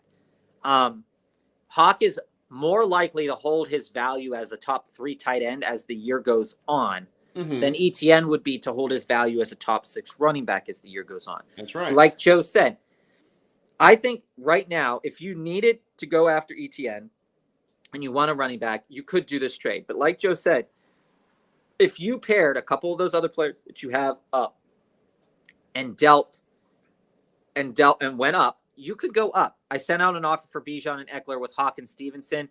Good luck. I think that the Eckler owner could go for something like that. I really do think the Eckler owner could do something like that. Yeah, dude. As a Henry owner for 2 years, 5-6 years now, it's really kicking me hard in the balls. I just I don't like it at all. I think a good buy low running back right now is Eckler. His value is at the lowest it's going to be. Like Joe said, he's sitting because of the money. He is not as hurt as you would want to believe, I would bet. He's sitting out because of that money. But that fact isn't changing. He's not getting paid tomorrow. See, I'm going to lean that differently here because I want someone that's on the field and can step up. And the one that I'm looking as far as right now, low value, it's going to be Najee. When we look at the running defenses that they're going to be playing, they've already played by far their 2 best run defenses against. And granted, the Steelers' offensive line looked horrendous. But you look at the rest of the running back slate that the Steelers are going to be playing starting this week with Houston, it's abysmal. Baltimore can't stop the run. Then they're going to go to their bye.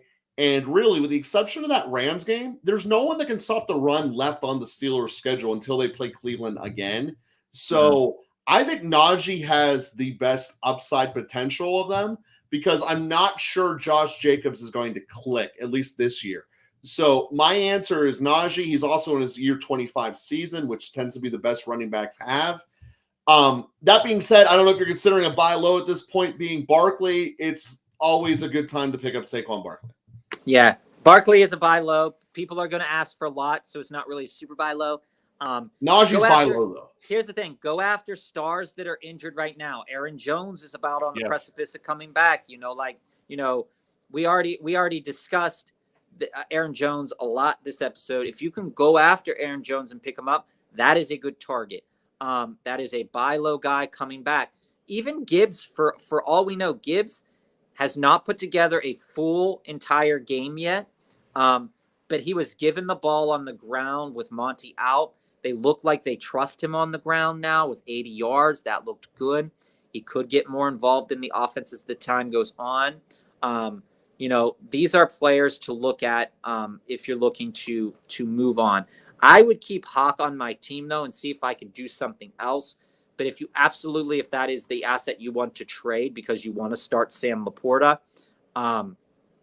moving Hawk for ETN is fair enough. But Joe and I do think you could get more value for Hawkinson because he is a top 3 tight end, and those are hard to find. Levin, you said I traded Sanders, Nico, Pittman, Hunter Henry, Algier for Kupp, Andrews, Kelly, Gainwell. I still have Bijan, Javonte. Yeah, I gotta say, just based upon the trade overall, I'm gonna say you didn't win it. Just being totally blunt with you, because Andrews is not what he was. But here's basically the new Baltimore offense. We're going to do everything we did last year in terms of Lamar being inaccurate and panicking and throwing the ball. except he's going to throw the ball to Zay Flowers instead of Andrews. That is Baltimore's offense. So if Andrews is not getting the target share he was, he's not going to be worth it. I don't believe Kupp is ever returning from the injury. Dude, I think you got raked. Because I don't think Kupp's ever returning from value. And here's what I'm going to say. You gave away Levin, Minko and Pittman, who could be 2 top 10 guys, 2 top 15 guys by the end of the year. Here's what I'm going to say, Levin. I think with the team that you have right now, you really should think about, you just traded for Kupp. Kupp's value is about to go up a little bit because he's nearer a return, right? You know, we think he's getting closer and closer. What you should do right now, Sanders, you know, he's average at best. We both like Nico and Pittman, Joe and I. Hunter Henry is what he is, and Algier is what he is too. Kelly has no value. We saw that. Kelly has 0 value. You should go right now, talk to your league mates, see if you can trade Kupp for a better asset than Javonte, because your wide receiver room with Ridley, A.J. Brown, and McLaurin should be good. I disagree. I agree with Joe to a degree that I think this trade was not good for you, but I think the asset of Kupp is, out of this whole group of assets that were in this trade, is more tradable at this moment in time than any other asset. You got to do it now. You have to trade Kupp, go after a running back. You need to do that. Your team will be solid if you do that. And Kupp could come back and be really great, but like we said, he could wait until week 7 because Puka and Tutu look really good. So we've got to be considerate of that. Now, Vals, we both love Bijan, but we also both love Hawkinson.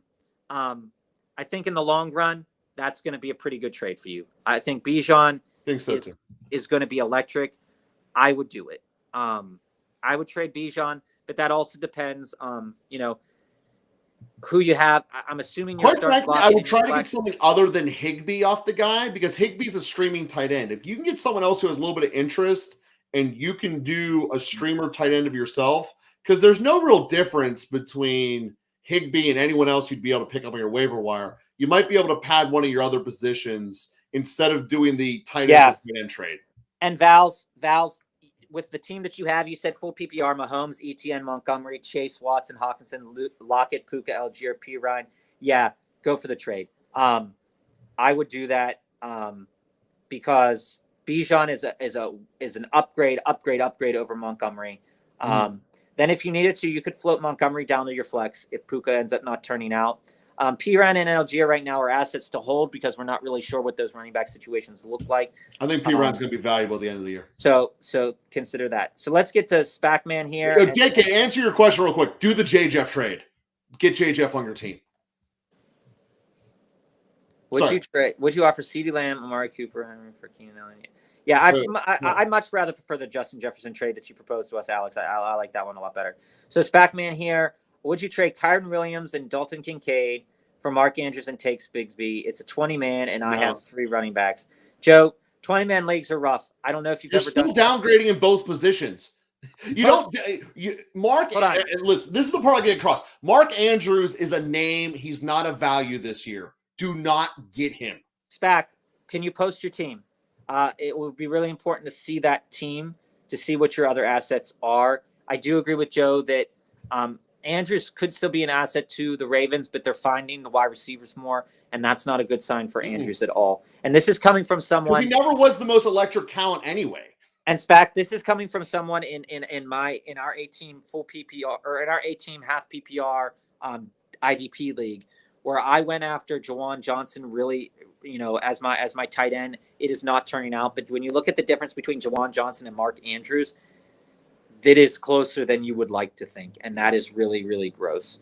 So Julio, you said, I have Fields at QB, but would you hold or trade Bijan, Fields for Lamar, Pittman? I'm keeping Bijan.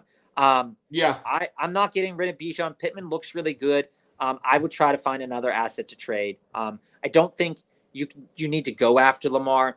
There are guys that you could go after, like Kirk Cousins, like Trevor Lawrence, that, Joe Burrow is faltering. Maybe he comes back healthy. there's a lot of other assets that you could go after there.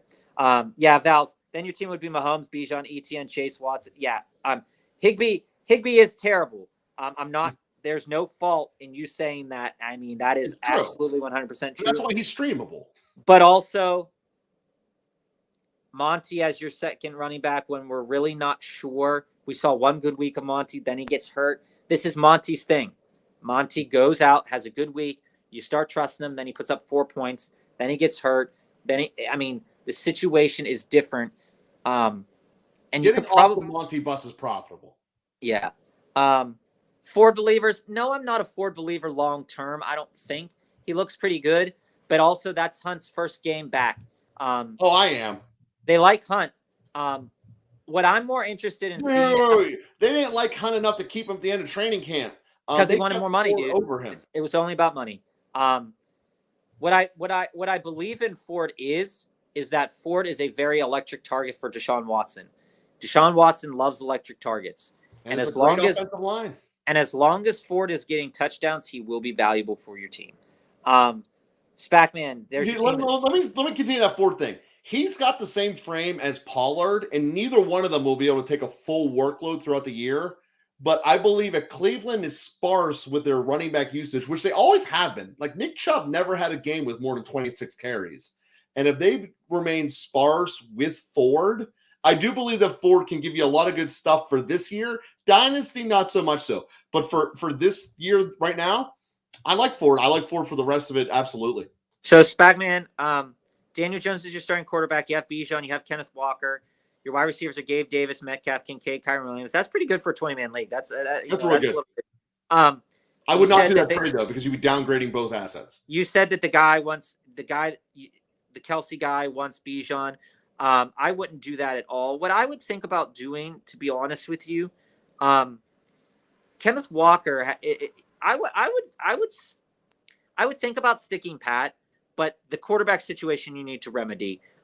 Because Daniel Jones does not look good. If it were me and I was going out there, I wouldn't go after Mark Andrews and Tank Bigsby. I would try to use Kyren Williams to upgrade my quarterback. Maybe try to go Kirk Cousins, and see what you can get. And then Jerry Jeudy flies into your flex.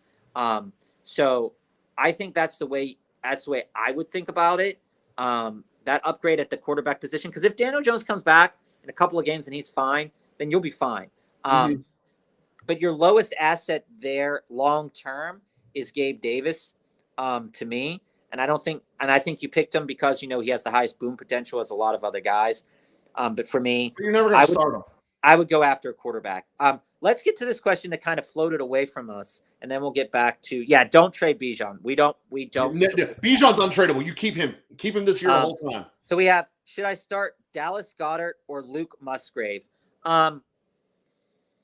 In low scoring games on Thursday Night Football, love the tight end. Sam Laporta and Musgrave this week, love the tight end. I go with Luke Musgrave. He's getting looks in the red zone. He's getting a lot of looks in the red zone. Dallas Goedert is not. And basically the answer. And that is who I go with. I go with Luke Musgrave. And it's a weird decision, but I do support that one a little bit better. And Val, as you said, should I start Watson this week over Chase, Puka, or Lockett? No. No, Lockett's the well. I think Chase and Lockett are you don't start Watson because you don't know what Watson's snap count is going to be. And honestly, I wouldn't start Watson over Chase in the first place, especially after what Chase did last week. Chase is a dog. I love auction leagues too, Spac. And me too. Yeah, I got kind of boned this year. I ended up taking I drafted in the auction league. I drafted Saquon, Derrick Henry, and Chubb. I traded Saquon and money for Mahomes, and then Chubb went down, and Henry's having a terrible year. So I feel you, dog. I definitely feel you 100%. Thanks, Spac. You're welcome. Ingram or Musgrave? I'm going Musgrave. Ingram, we need to see more. We need to see what exactly the game plan is and who exactly is throwing down the gauntlet there in Jacksonville. Is it Peterson? Because it looked different in the second half than it did in the first half. Needed to.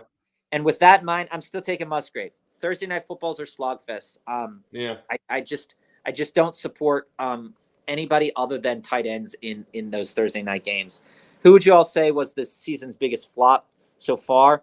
Someone that was said to be great pick, but turned out to be bad. Garrett Wilson. Well, that's not his fault. All right.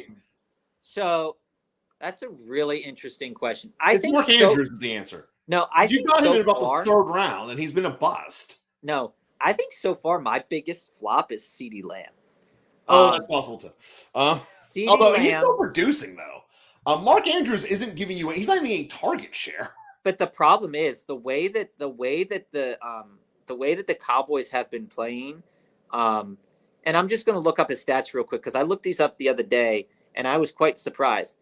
Other than that 143-yard game, we're looking at 53 and 77, and that's with 4 receptions. So outside of the Jets game where he went ham, he's been pretty much held in check. That's 9 points, and then that's you're looking at 11 points, and you're expecting CeeDee Lamb to eclipse 17, 20 points in any given week. I'm a little disappointed. I'm not saying he's the biggest flop. Henry has to be on that list. Henry was a second-round draft pick. Henry is the biggest flop, 100%. But people were also fading him hard. So people were moving. People were fading Jacobs, but you took him because he needed to. People were fading Jacobs hard. If I'm thinking about like a second-round guy, gotta put Najee in there. Najee's got to be one of the biggest flops. So I got Najee at the 4th. So Najee's got to be one of the biggest flops, and Gibbs so far this year. To a degree, just because we were drafting him in the 3rd, 4th round, not getting. Yeah, but I think when it's all said and done, it's going to end up being Andrews and Henry. Yeah. So good chance this trade doesn't go through. I do. Do I roll with Downs, Mims, or Reed full PPR? I like Reed. I think Reed still has play this week. Mims only got 2 receptions last week. Mims will be great once either Sutton or Judy gets hurt. Yeah, he's electric, but I definitely go with Reed this week. T-Money, think Hawk and Ridley is good for Chase to have that stack with Burrow. I still think I think Hawks and Ridley standalone value season. I wouldn't worry about a Burrow stack because I don't think he's finishing the year. I think Hawk and Ridley over the course of the season are going to provide you more than Chase as the season goes on. But if you are really hell-bent on getting another wide receiver like Chase, I think that is appropriate value for Jamar Chase, and I think that the owner will consider that. But I would not value stacking it with Burrow because again, I wouldn't consider it. I wouldn't consider the stack value. Should I trade C.J. Stroud for DeAndre Swift? Yes, 100% yes. C.J. Stroud is a rookie. He looks really good. He's completing the ball, but Swift is going to be the guy. Swift looks like might be the inverse answer to that question before. Who was the late guy who's going to end up winning you a league? Swift has a chance at it. I'm on Team Swift on this one. CJ was on waiver wires for a lot of leagues up until this week. DeAndre Swift was not. Even if they do a 40-50, 40 split, whatever, Swift may not get all the touchdowns, but he has clearly shown that he is an alpha and he can run the ball. And he's much better than Gainwell. And he's been doing really good at it. I like DeAndre Swift in that. Justin Herbert for Kyron Williams and Daniel Jones. He needs running backs, LMAO. His starters are Akers and Latavius Murray. Ooh, yeah. You propose that, see if it floats, and I go for it. If he needs a running back and he wants to do it, he's still getting, long-term season-wide, Daniel Jones, when Saquon Barkley comes back, is probably going to have a couple of 20-point games, a couple of 17-point games. But he has to be on. But Saquon has to be on the field. I would try for it and hopefully and ask him if he'll counter back. That's what I would do. He needs help. Akers and Latavius Murray are not the answer, but Murray does get those garbage 1-yard touchdowns from Buffalo. And that being said, though, I am still holding Cam Akers. I know Cam Akers is more talented than Madison. Right. I believe that there's a chance that he's But if I can get Kyron Williams. Oh, yeah, that's not a debate. That's not a debate. Yeah.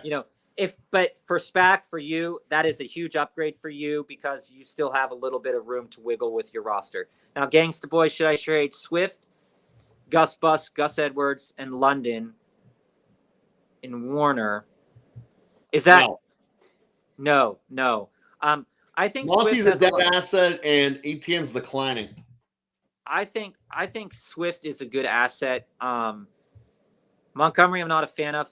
If you want to try something, Gus Bus got hurt this week, so if you want to try something, try Gus in London and say, "Hey, I'm looking at ETN. I don't want to give up Swift. What can we do?" If you really like ETN, because you're buying him at a high value right now, but Swift also has a high value. You might even convince them that you could trade 1-for-1. I don't think this trade needs to be so involved. But I'm a fan of Swift. I also am a fan of ETN going forward here. But I would try to think of something different. I don't really like that trade. Kabir. No, you skipped A&J Films. Oh, A&J Films here. Would you trade Patrick Mahomes, Amari Cooper, and C.J. Stroud for Justin Herbert and Devontae Adams? That's gross. I would love to get Herbert and Adams. I would definitely love to have Herbert and Adams, but I definitely don't want to trade away Patrick Mahomes and C.J. Stroud. I don't know why that person would want C.J. Stroud as well as Patrick Mahomes. That to me is a little bit weird. If the trade was proposed to you, I would really highly think about doing it, because depending on the rest of your team, you're getting a solid quarterback back. You're getting a quarterback that can produce 30-point games. You're getting one of those talented receivers who's getting, and you're getting one of our favorite wide receivers in the game. So I would say yes. It's a weird trade. I would definitely say yes. Kabir, you said my flex options are Addison, Javonte, James Conner, Garrett, and Michael Thomas. Who should I start? I like Addison. I like Addison, and I like Michael Thomas. Connor is going to be in a negative game script. I don't think he's going to factor in too much this week. Garrett Wilson with Zach Wilson is in a mess, but I go Addison and then Michael Thomas for sure. Javonte has a good play, but they could sneak P. Ryan in there. We don't really know what the Broncos offense wants to do, so out of his. To answer the question about what's wrong with ETN. The problem with ETN is he's hit his highest value right now, because Jacksonville forced the ball through him, even in a losing effort, and they're not going to continue to do that. Lawrence and Ridley give them a better chance of winning than ETN. And this is why ETN's at his highest value right now. He's a fine option, but he is not worth top-end talent. He is the third tier at best. And when we look at that, you shouldn't be treating him like he's the first or second tier, because he's not. His long-term outlook is lower than it is right now. He's not finishing the league in the top 10. It's not happening. Yeah, okay. Well, Superflex league there, AJ, giving up Stroud in a Superflex, that is a lot. But I still like Herbert and Adams a little bit more. To your point, Joe, about ETN, when we talk about ETN's year so far this year, and we talk about he's at a high value, right? Mm-hmm. You look at his games by the numbers here. Houston, 19 for 88. He had four receptions, 50 yards. Kansas City, 40 yards. He was basically not used in that game. Mm-hmm. Against the Colts, 18 rushes for 77 yards. He's averaging 4.3, and then he got 5 targets for 27 yards. So, yes, he is being used more. But when push comes to shove, what we saw is if the Jags want to win these games, they're going to be putting that ball into Lawrence's hands a lot. And we saw that Tank Bigsby is still involved in the red zone. Mm-hmm. And that's only going to grow. He's a rookie. I think ETN's perfectly fine, but I'm not overvaluing him. I think he is in that Mixon range for me. Mixon and ETN for me have the same value. So if you are looking at any running backs, those two guys are, I don't want to buy super high on them. I want to trade my assets wisely. And I think that overspending on him in the long run might not pay off for you. But I think if you want him, go get him. But I think Hawk as a number 3 tight end is going to be, we've talked about that. So team money here. You got offered Bijan or Christian. You'd be giving up Bijan. Yeah, Fred Warner and IDP is nice. I wouldn't give up Fred Warner and IDP, but I'd look for Zaire Franklin. I'd look for Caden Ellis. Joe and I do an IDP league. Mm-hmm. We love linebackers. There was a bunch of linebackers that scored a ton of points over the past couple of weeks. Definitely do your research in there. Zaire Team Franklin, money, you did the right thing in not accepting that trade. You were giving up too much. As much as I love Bijan, that was too much to give up. That's a lot. So Val's, but he hasn't got 3 in a PPR, Bob. This one just came up here. Sanders, Gibbs, Ford, and Moss in a chain. So I'm taking a chain out. A chain actually might be the highest trade now guy. If it wasn't for the fact I know Mostert's going to get hurt, I wouldn't be starting a chain. I know you just missed out on the billion of points. But what I would go with out of those three would be Ford, because Baltimore can't stop the run, Gibbs, because he's the best talented on that list, and probably Moss by default. Yeah, with you gets I think that, you know, with the way that Miami runs their team, they're going to ride the hot hand. Both Mostert looked great. Etienne looked great. You know, if you want to take the chance, this is the way I would probably shake it down. I'd probably go with Etienne, Moss, and Ford. But I also agree with Joe. I like Gibbs a lot. So my decision is start Moss and Ford definitely, and then decide between Gibbs and Etienne, whatever floats your boat on that one. I think the answer is Gibbs without a question, because he's a starter and Etienne isn't. So back to Gabir here. Which defense would you start? Bills, Bucks, or Browns? And then we'll get to the rest of the questions Baltimore here. sucks. Yeah. When you look at it, you're looking at the Bills against who we got. Who is the Bills playing against? Miami. Here? Miami. No, you don't start them. You look and you say, okay, what about the Bucks? Well, the Bucks play New Orleans. I would consider that. It's worth considering, but the slam dunk answer is Cleveland. They have a top 5 defense right now, and Baltimore's a bottom 5 offense. I'd go Browns, Bucks. I'd go Browns, Bucks, Bills with a heavy favorite on the Browns in that.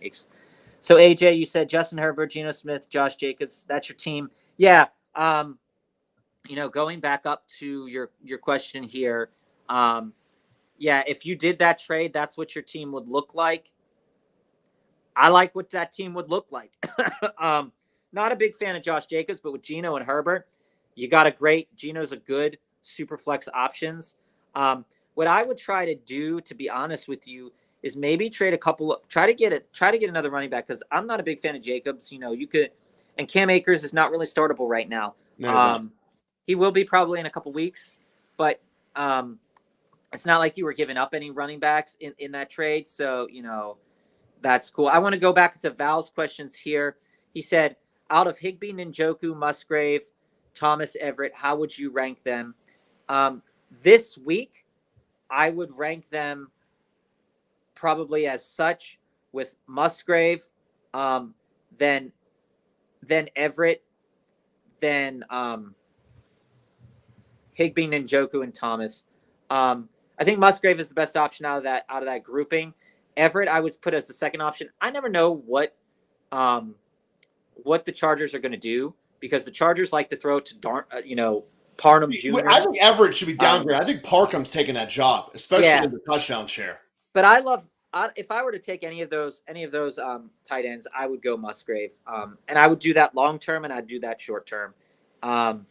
So to the keeper of the darkness, Palmer, Lockett, or Reed. To me, that's Lockett, no doubt. I mean, by a lot. I go Lockett. Palmer is going to step in and take some volume share that Mike Williams had, but Lockett, Seattle's going to destroy the Giants. Yeah, AJ, with Joe Mixon, Josh Jacobs, yeah, your team will be okay in the long run, I think. Cam Akers turning it around could be good for you. Keeper, yeah, I agree with Joe. Tyler Lockett, Josh Palmer looks like he's primed, ready to go. Jaden Reed. I love Jaden Reed this week for all those people that said, you know, do I start Jaden Reed? If he's your option and you're not really sure about your other options, sure. But Tyler Lockett has a great game script for him coming up. And Joshua Palmer does too. I think those are the two guys I would pick. But I'd start Lockett over Palmer 100%. And Gets, to your point about projected points, it's nice to know that as a Kabir, we start the Browns defense. You definitely start the Browns defense. But to your point about picking people who aren't highest projected, don't worry about that. You got to go off of what the script's going to be. And those projections 9 times out of 10 are just ballparks to make people happy. They're very rarely spot on. And gets to your point, yes, Sanders is projected, but you gotta look at what happened in that Minnesota game. They are going to pass the ball. Mm-hmm. Now, for the people that have Thielen, if you don't have a better option than Thielen to start, Thielen is a good option this week because Dalton is going to pass the ball. He knows how to get past defenses. That is going to be a game where you could see DJ Shark, where you could see some weird stats from Shark. You could see some weird stats from Thielen. And Sanders, I mean, I know he's not Josh Kelly, right? But Josh Kelly only had like 2 points. And you look at it and you're saying, boy, what happened there? You go back to Minnesota's game against Tampa Bay. Rachaad White had 39 yards. That's not a blessing. You go to Minnesota's game against the Eagles, and you're looking at DeAndre Swift at 175 yards. When you look at it and you're saying, is Sanders better than Swift? I don't know. But I do know that what I know he's not. I know Sanders is not better than Swift. I do know what I see in front of me, Gits, and I see a chain who went off, and the Miami Dolphins are primed and ready to go with another game against Buffalo, which is a beatable defense. But even if you don't like a chain, Gibbs is playing tonight. Low-scoring games, they tend to benefit running backs and tight ends in fantasy. Mm-hmm. That's a good option. Ford, if he gets the touchdown, he's good. I'm a little, that game script against Baltimore, they're going to probably be in the lead in that game, and it's going to be weird to say that. And Moss, he's been a bell cow. He looks great. So, yeah, it could hurt. But if you are feeling that way and you feel like you need to go Sanders, I think the other two must-starts in that thing are Ford and Moss out of that whole grouping. So if the choice comes down to Sanders, Gibbs, and the chain, roll the three-sided dice. Not a chain. Roll a three-sided dice. But Sanders, he is what he is. He's doing fairly well. But when you look at it and you say, hey, what's he doing when that team has Dalton? If you go back to last week, what did he do? He had 24 yards and a touchdown. That's nothing. That's 8 points. He wasn't really involved in the passing game, so that's where it's at. Would you trade Rachaad White and Godwin for Jacobs? If you're looking for a buy low, I am not a fan of Jacobs. That's too expensive for a buy low. That is way too expensive. Rachaad White has had good games. Godwin has had good games. I'd look for someone else now. I would look for someone else. To the OG. Keeper, you're welcome.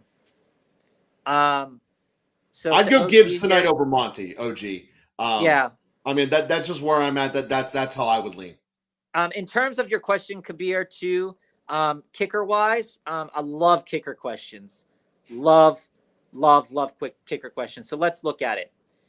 You look at how many field goals were scored in that game against Cincinnati this past week. Evan McPherson looked like a dog. That's Matt Gay's situation. Matt Gay's coming off of a game where he got like 5 field goals, 4 of them from 50 yards. I think you got it. I think you got to go Gay this week. I really do. Myers is a great option. He had a great week last week with, I believe it was like 24 points against the G-men. But again, there's that hurricane coming up the coast. There's weather patterns. There's weather patterns. Take the dome this week. Dangerous. Guys. You got to go dome there. Gay's the guy I would go with in there. And keeper, is Marvin Mims worth having on the bench? Yes. Yes, absolutely. Marvin Mims is going to explode once either Judy or Sutton gets hurt.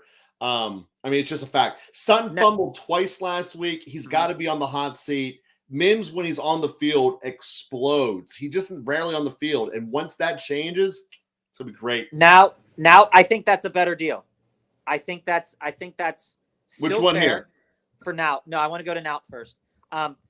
Now I think that's a better deal than what you had originally proposed. I like Rachaad White more than Madison at this point in the season. If you would have asked me that at the beginning of the year, it would have been the inverse. But I think if you're going to buy low on Jacobs, now is the week he could turn it up. He might just fizzle out. But if you want him and you can get him for Godwin, they're still giving him the ball. They want him to succeed. And Madison, go with Jacobs. Yeah, I think that's a really fair trade because Godwin has had has had some good stats. I know he didn't do well last week. Madison did well last week. So, you're evening it out. I think you'll probably have to even it out a little bit more, but I think it's fair enough from what I see. And Val, would you do ETN, Hawkinson, and Lockett for Bijan and Kelsey? If I was getting Bijan and Kelsey, I would. I would not do it from the other side. If I'm I would getting not Bijan give and Bijan Kelsey away under any circumstances. If I'm getting Bijan and Kelsey, even though Bijan had a bad game this past week against the Lions, the script did not favor the running game. I think that Arthur Smith and that team is going to get it together. In the long term, I think Bijan and Kelsey, you're looking at tight end 1. You're looking at a potential top 5 running back the rest of the way. And then you're looking at tight end 3, ETN and Lockett. Lockett is boom or bust. You're going to hate owning Lockett on your team because you're going to have to start him every week. But he has an equal chance to get 4 points as he does to get 21 points. And that is the absolute worst thing about owning Lockett, and I regret it ever since. Elias, okay, so my running backs aren't the best. I have a chain, Brees, Pacheco, and JT. Someone in my league really needs a running back. He offered me A.J. Brown for Pacheco and Michael Thomas. Would you guys accept knowing my running back situation? What's your wide receiver situation? I would want to know that because I do like that trade. I like A.J. Brown. He's going to have down weeks, but so is Pacheco. And Pacheco split pretty evenly with Clyde Edwards-Helaire, which is not a blessing. No, because Clyde Edwards-Helaire is a better player if his head is on straight. He's a better athlete than Pacheco. And he's losing touchdowns to McKinnon. So Pacheco's not really helping you. Kansas City's not scoring as many as they should be. Pacheco's not really helping you, and A.J. Brown is a great buy low candidate. He had a great game yardage-wise. A lot of dropsies in the rain this past Monday night. But he's going to right the ship, and he's going to have bad games. He's going to have good games, but I figure there's going to be more good games than bad games. For Pacheco and Michael Thomas, you're getting a steal. I think you're getting a steal. Michael Thomas is nothing to sniff out about, but I think in the long run, you're going to get a steal there. Same guy also said he would do Jonathan Taylor from Mike Evans straight up. I wouldn't. No. I would hold JT a little bit longer. I would also hold Evans longer. I have Godwin, Puka, Dell, McLaurin, Deontay Johnson, and Michael Thomas. Yes, trade Pacheco and Michael Thomas for A.J. Brown. You will be in a better situation come next week. You don't have to start Godwin all the time. You can make that decision between Puka, Dell, McLaurin. You'll be in a good situation. Do the trade, even knowing that your running back situation is what it is. Should I trade Jamar and Breece Hall for Tony Pollard and T. Higgins? My running backs are not great right now because I've been relying on Zach Moss. This all depends on if you believe in the Jets. If you asked me at the beginning of the season before, Aaron Rodgers got hurt, I would have said, I would rather have the Jamar Breece side. But I love Tony Pollard. He's getting yardage in games. Yeah. He's getting touches. Yeah, he might be getting vultured in the red zone, but he's getting volume. T. Higgins is also getting a large degree of volume. It's going to be the situation of A.J. Brown, Devonta Smith is going to be the same situation for Chase and Higgins, I believe, going forward. I prefer you win that trade. Getting Pollard over Hall, I think, would be a win for you. I prefer the Pollard trade in the long run, full season. I think Higgins has a chance to be really great, and I think Pollard is better for you right now than Breece, and especially if you're relying on Zach Moss, as many of us are with all these injuries. Trade Ridley and James Cook for Saquon, Hollywood, and Sutton. I think I would.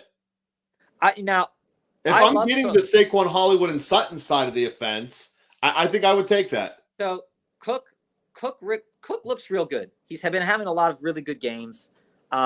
We don't know if come the wintertime, if that's going to happen. You got to still be in your fantasy playoffs by the time. If you're from a position and you're sitting there and you're 3-0, 2-1, and somebody has proposed this to you and said, I will give you Saquon, Hollywood, and Sutton for Ridley. Yeah, dude, if I can have Saquon, the question's over. I'm doing it. Even with Saquon's health, Hollywood and Sutton are two valuable targets on their team. And Sutton is going to have down games. Hollywood's going to have down games too, but we've seen Ridley have down games. And Cook is going to get the ball. So who would I rather have in the long run? If I could not put James Cook in this trade, I would love to not do that. But if you get Saquon, get Saquon. I would do it. Tyler Lockett is like buying dollar store toilet paper. You could save your ass. Keeper, you should have talked to me and Joe before the draft. Joe goes, in our auction league, he's like, why the hell did you buy Tyler Lockett? And I was like, oh, you know what I do all the time. I love the pain because every single year I draft either DK You Metcalf nailed or it, by the Tyler way, bro. Lockett, and now I'm stuck, and I'm stuck wiping my ass with a hole in the toilet paper, and it's killed me. It's killed me in our 8-team league. I have lost because first week I started Lockett, didn't start the guy that went off. And then the second week I started Lockett, or I started Lockett instead of Ayuk. And I was thinking, well, maybe I should start Ayuk. Didn't start in week 1. Ayuk went off. Week 2, I started Ayuk. Ayuk gets hurt. Lockett comes in and Lockett scores a boatload of points. So I'm getting that shit all over my hand right now with Tyler Lockett. That's why I tend to try to avoid him. But if, he's a good player. But I can't confidently say, but at least this week I can confidently say that he's probably going to do really well against the Giants. But then I'm forced to play Brees in a chain every week until if JT comes back. Yeah, Elias, to that point, I get the fear, I get the worry. But at this point in time, you're looking at points and you're saying, okay, how many fantasy points in a PPR league has Michael Thomas scored? And I'm just going to go to our ESPN league real fast because I don't know it off the top of my head. And then I'm going to go, and then we're going to search up Pacheco's points. Here we go. Players.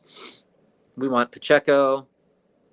All right. Isaiah But Pacheco. to your point, the fear of playing a chain in Brees Hall is not awesome. The way we were reading that trade was you were getting Pollard and Higgins. You want to end up on the side that has Pollard. And No. Elias is getting AJ Brown for Pacheco. Oh, my bad. I'm mixing him up with the other trade. Appreciate all the trades you guys are sending at us here, but it is becoming a lot. So here's the thing. I think Michael Thomas has the potential to do really well this year. But if we go and look and say, okay, Pacheco has Wait, Tom. Here's another trade Elias said is his second choice. Okay, hold on. He can trade Kelsey, Puka, and Dell for Hill and Waller. Hold on 1 minute. I want to help out Elias here. So hold on. This is the other trade he was offered. I would want to keep Kelsey over Hill. There's more of a positional gap there when you get Kelsey on your team. So the answer that ends up with you getting Kelsey is the one I would lean towards. Okay, so no, he's trading Kelsey, Puka, and Dell. Then don't do it. Keep Kelsey. You want to have Kelsey. Okay, he's 0-3. Yeah. Still. Okay.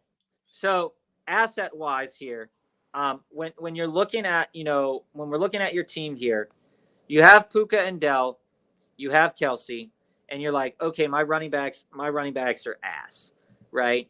So AJ Brown is going to help you. When you look at what AJ Brown has done so far this season, I'm still looking up. I'm having a little bit of a discrepancy here with my phone. It's being a pain here. AJ Brown has a total of 43 points this fantasy season in our PPR league. Pacheco has 33, and you're sitting there and you're going, okay, well, what about Michael Thomas? So let's get Michael Thomas in here. He's right at the bottom there. Get in here. Michael Thomas is sitting at 34. Yeah, but you're also 0-3.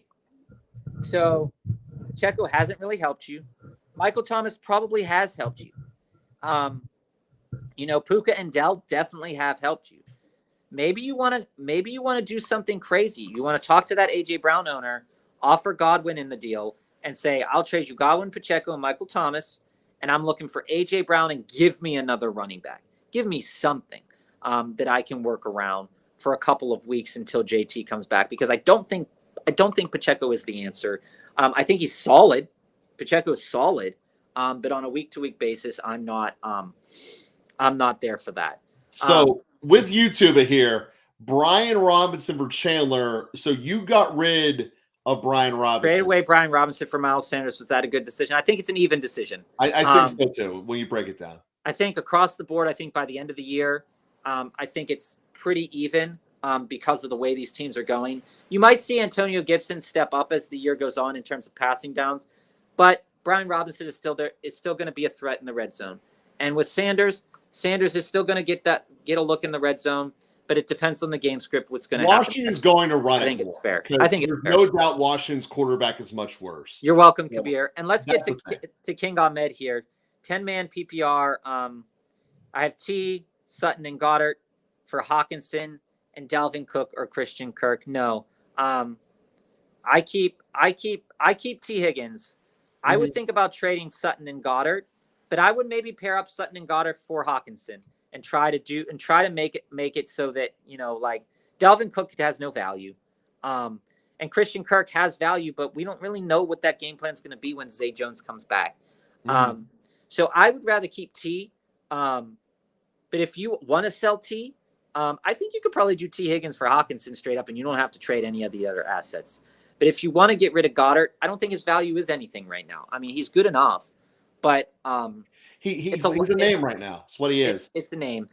So for me, I would rather keep T, Sutton, and Goddard than getting Hawkinson, Dalvin Cook, and Christian Kirk. But I would want to target Hawkinson. So I would try to come up with another trade that would be a little bit better, a little bit more balanced in that as well. So, Bob, I think that was all of our questions. You're welcome, Elias. So I think that's going to conclude our live here today. Well, it's been 2.5 hours, guys. Thank you guys very much for coming in here and asking your questions, and we'll be with you again here next week. We appreciate y'all. Thanks so much.